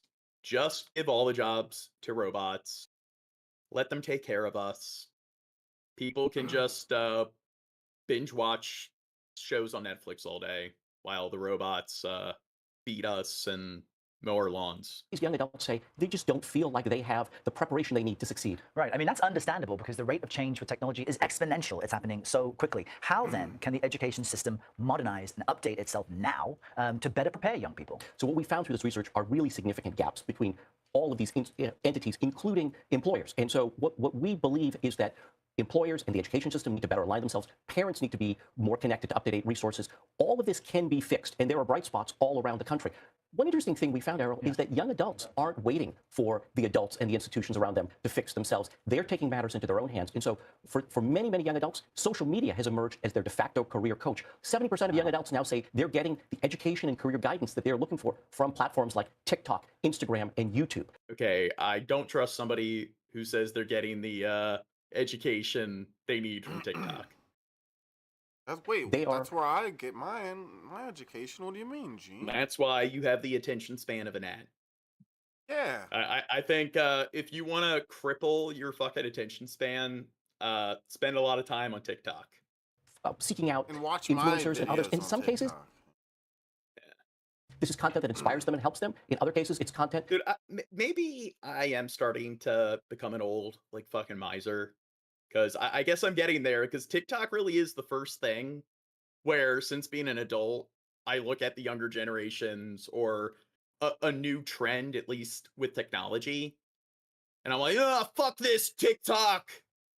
And do you think that is me just engaging in some kind of generation bias? No, I don't and not being open? Or do you think it is just I watched this 5-10 second clip and it's just somebody dancing to some music clip, and it's like this is what people are consuming in bulk? Do you remember Vine, John? Vine was the precursor to TikTok. We've discussed that. Yeah, dude, I hated Vine. Like I hated Vine. I was probably like 15 years old when that came out, and I was like, this is stupid. You can't be funny in 10 seconds. Yeah, and it's but I don't know, it's brain rot, John. Yeah, and it is like people are doing that, and you're a content creator when you're just like pumping out a 5-second clip. That perhaps is leading them down paths that may not get them to recognize their full potential. So you've got this opportunity gap, it seems. You know, young people want the guidance, they want the information, they're seeking it, but teachers and counselors aren't really giving them the modernized tools to get there. So what does this say about the trend that we'll see in this next generation if schools don't hurry up and catch up? We're very concerned about the economic consequences of all of this. You know, we have millions of unfilled jobs in America, but they require, in many cases, skills. You need certain credentials. You need to get specialized training. Just a basic high school degree is no longer enough. And what do you think all the chess grandmasters felt when Deep Blue came along, started stealing their jobs? Oh, do you know what Deep Blue is? Yeah, it's the chess robot, the computer. Yeah. What we're seeing in our country right now is a crisis among 18 and 19-year-olds who are trying to enter the job market. The unemployment rate for... I just think somebody like a competitive chess player shows up. It's like, oh, your spot. I'm sorry, you didn't get your email. Been replaced by Deep Blue today, and it just rolls up and it's got like a giant tie around it. 18 to 19-year-olds with no college is about 14.5%, one of the highest rates it's been in years. So what we see through this is also that of the 30 million or so young adults in America between 18 and 24, about 15 million of them are either underemployed, churning in low-wage jobs, or unemployed. This is a warning bell for the future of the American economy. If we can't get these young adults on the right pathway with the right skills to fill the jobs we need, we're not going to... No. They're going about it all wrong. You need to get the robots on the right path. Like, but we need to get the robots to replace everyone's jobs before you have that large percentage, like the 20, 30, 40% that aren't able to find any employment. You need to get the robots to do everything, so that way nobody needs to work. Grow as an economy, and we're going to have millions of people left behind. That's right. You used to be able to get a high school degree, get a job, buy a house. It's so much more difficult and complicated now, so we've got to do something for the young folks and for the rest of us. Rajiv, Chandra. No, you need to go the Allen route and get like a bachelor's of arts in history and spend 10 years in school getting a useless major. That, like, what a smart dude. Sekaran, thank you so much for coming in. I hope folks pay attention to your report. Pleasure to talk to you, Errol. Is graduation season, and data shows that recent college and high school graduates face a tough road ahead. According to the Labor Department, the national unemployment rate for those new job seekers is nearly 7%, about the highest level in a decade outside of the pandemic. The environment is harsher for those without degrees. Recent high school grads average an unemployment rate of nearly 15% over the last 12 months. For more on that, let's bring in former Treasury official and Morning Joe economic analyst Steve Ratter. Okay. Look at them not working. I mean, they should already be out of the house. So I think maybe they need to experience some hardships, experience some adversity. The parents need to kick them out on the streets. Who's standing by? Yeah, get rid of their fucking percentage- freeloading kids. Yeah, what percentage of them do you think are still living with their parents? With his chart. For Steve, shame. good to see you. And your they'll first pull chart indeed themselves breaks up down by that the bootstraps for sure.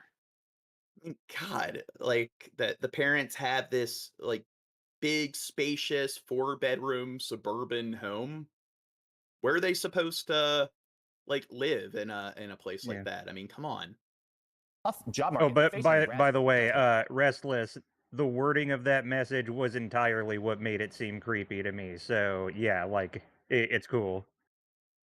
Sure, Jonathan, let's put a miscommunication picture behind the words that you just went through. And you can see here unemployment rates going back to 2015 across the economy. And what you're referring to is recent college graduates, 5.8% unemployment rate. That is substantially higher than the U.S. average of 4.2% Flipping the bird.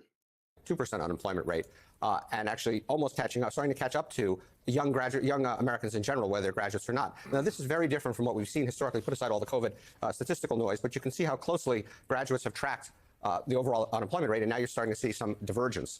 Why is that? We don't, of course, exactly know. There's talk that companies are starting to cut back on their hiring. Wait, this is happening during the Trump administration. Therefore, it is 100% him. This can't be a trend that started before him. It is him. Yeah, why can't Trump if Kamala just was take in the office, no, responsibility? it wouldn't be Kamala because that's how it works. Why is he doing nothing for our failing youth? Dude, what I love is when there's like two presidential candidacies of a particular politician of a certain party, and sandwiched in between like the party that a person supports, and they're going to go back 8 years in the past and claim that it totally started 10 15 years ago with the president who was in office 3 terms prior. Because of the economic uncertainty, the tariffs, the whatever. There's some suggestion that you may be seeing some effects of AI. Unemployment rate for computer programmers is actually higher than this. It's 6.1. Oh, Brian says, who's Alan? Alan Reyes. They're smart. Who? Dude. Nah, nobody knows who that is. And that could be a factor here. Personally, I think in the long run, AI is a great thing. I heard you talking about it yesterday. I won't go down that direction today, but that could be a factor here. But nonetheless, that is where. Talk to Bill Hicks about him. Bill Hicks is his buddies with the dude. He gets along very well. We sit, and that's against a picture in the U.S. of a changing set of views around the U.S. You guys, if we're gonna start streaming more, you guys kind of have to endorse the shit talk. Yeah, well, Who it's cares? one of those Whatever. things where Go in. Like again, who's Alan Reyes? It's 99% of the people who are going to come across this stream Immerse yourselves in the lore. Job market. Doesn't matter. Even if they don't have context, they can be like, okay, they're talking about some dumb fuck on orbiter of the internet. You're gonna learn about them anyway. 53%. It was only 30% as we came out of COVID. You can see the people who think it's plentiful down to 29%, up to almost 60% before COVID, and hard to get is inching up to 18%. And just one other small fact on this. We talk a lot about manufacturing jobs. There are actually 400,000 unfilled manufacturing jobs in this country at the moment, and yet you have people saying jobs aren't so plentiful. I think it's becoming clear that many Americans really don't actually want to go back into factories. That they're dirty. It's very routine work, and I think a lot of them are basically looking for other types of jobs. So as we think about our manufacturing policy and how many manufacturing jobs we really want to try to create. Well, when AI or automation is encroaching into the workforce, I think people going into the realm of factory work, I don't think that's going to be supplying a lot of jobs for long.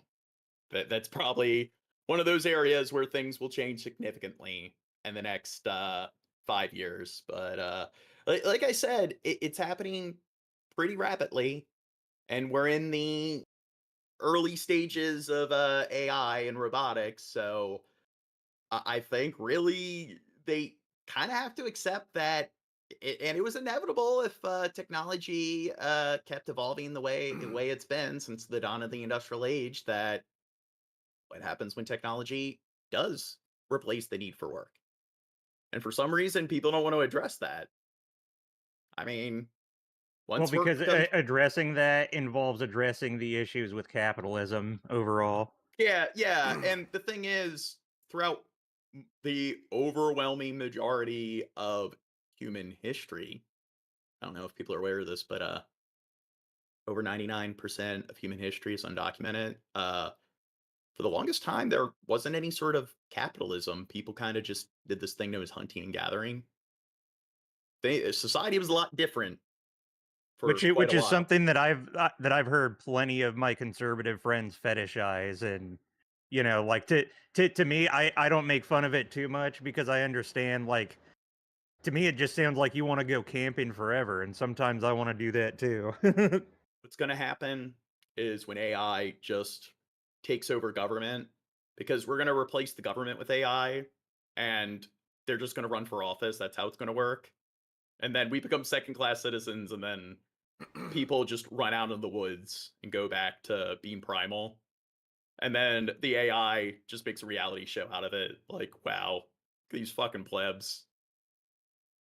I don't know. That almost sounds like desirable. Sounds like a very unique dystopian future. Yeah, I like that better than any other dystopian future. Oh god, we gotta pitch this this film. Here, it is helpful to keep this in mind. Yeah, and that's one of because youth, they want to. Is graduation season, and the expectation of finding a job in 3 months if you lose one now. Only 51% believe that. And again, if you leave out the COVID stuff, you have to go all the way back to 2014. Applying for new is likely to go. I'm well aware. Okay, Steve, I'm going to show that first chart, by the way, to my son, who is a recent graduate in marine engineering and has applied for hundreds of jobs and can't get one in the same situation with friends of his. They're called what David Brooks calls the rejection generation. It's a real thing. I'm glad to see the numbers on it. Okay, next chart that you have is the big bogeyman of economic policymakers, the prospect of growth declining but inflation staying up. Tell us about that. Yeah, and just... There is no inflation. Donald Trump just said that. Well, Donald Trump, like, yeah, he's really done a good job at addressing inflation. So clearly this is fake news. On your first point, Caddy, one of the reasons I did these charts was because I had been hearing a lot of things like your son, a lot of examples like your son, and then when I looked in the data, I found out, lo and behold, there's actually support for what you hear anecdotally. But yes, back to this. So the Federal Reserve put out some numbers last week on its expectations for the economy that I think, relative to everything I just talked about, are worth noting. It took down GDP growth for this year from 1.7 to 1.4. This happens to match a World Bank number that came out a couple weeks ago, two very impartial forecasters. I would note that in 2024, the economy grew 2.8%. So in year one of Trump, we are going to grow, at least on track to grow, exactly half of what we grew in the last year of Biden, ironically. They took down their growth number for 26 by a little bit. 27, they left alone. We grew, unlike during the Biden administration. Oh, wait. A long way away. Unemployment, similarly, they took up, apropos the conversation we were just having. They think it's now at 4.2. They think it's going to go to 4.5 by the end of the year. And these are changes from their last projections just 3 months ago. So this is how much the Fed is now a little more concerned about the economy than they were 3 months ago. And then even a bigger gap in unemployment in 2026. And then inflation. I thought Trump's fixing everything. The economy's been better than it's ever been. He's working on it. These numbers are fake. On the other hand, and again, we have tariffs, I think, to thank. I don't like this. It doesn't support like my perceived worldview. So no, it's not true, because I'm going to put on a big shit-eating smirk and shake my head like, wow, no, it's not true. Yeah, as long as you act like a brat, you're right. 2 + 2 = 4. Yeah. Okay, I'm laughing and rolling my eyes at it. Yeah. For a lot of why the Fed adjusted its projections this way. They now expect inflation using their measure. They have their own measure they like better than the CPI. I think it's more accurate, going up to 3% this year from 2.7% in their last projection. And you can see if you go back to last September before the election, they thought inflation was going to be down almost to their 2% target.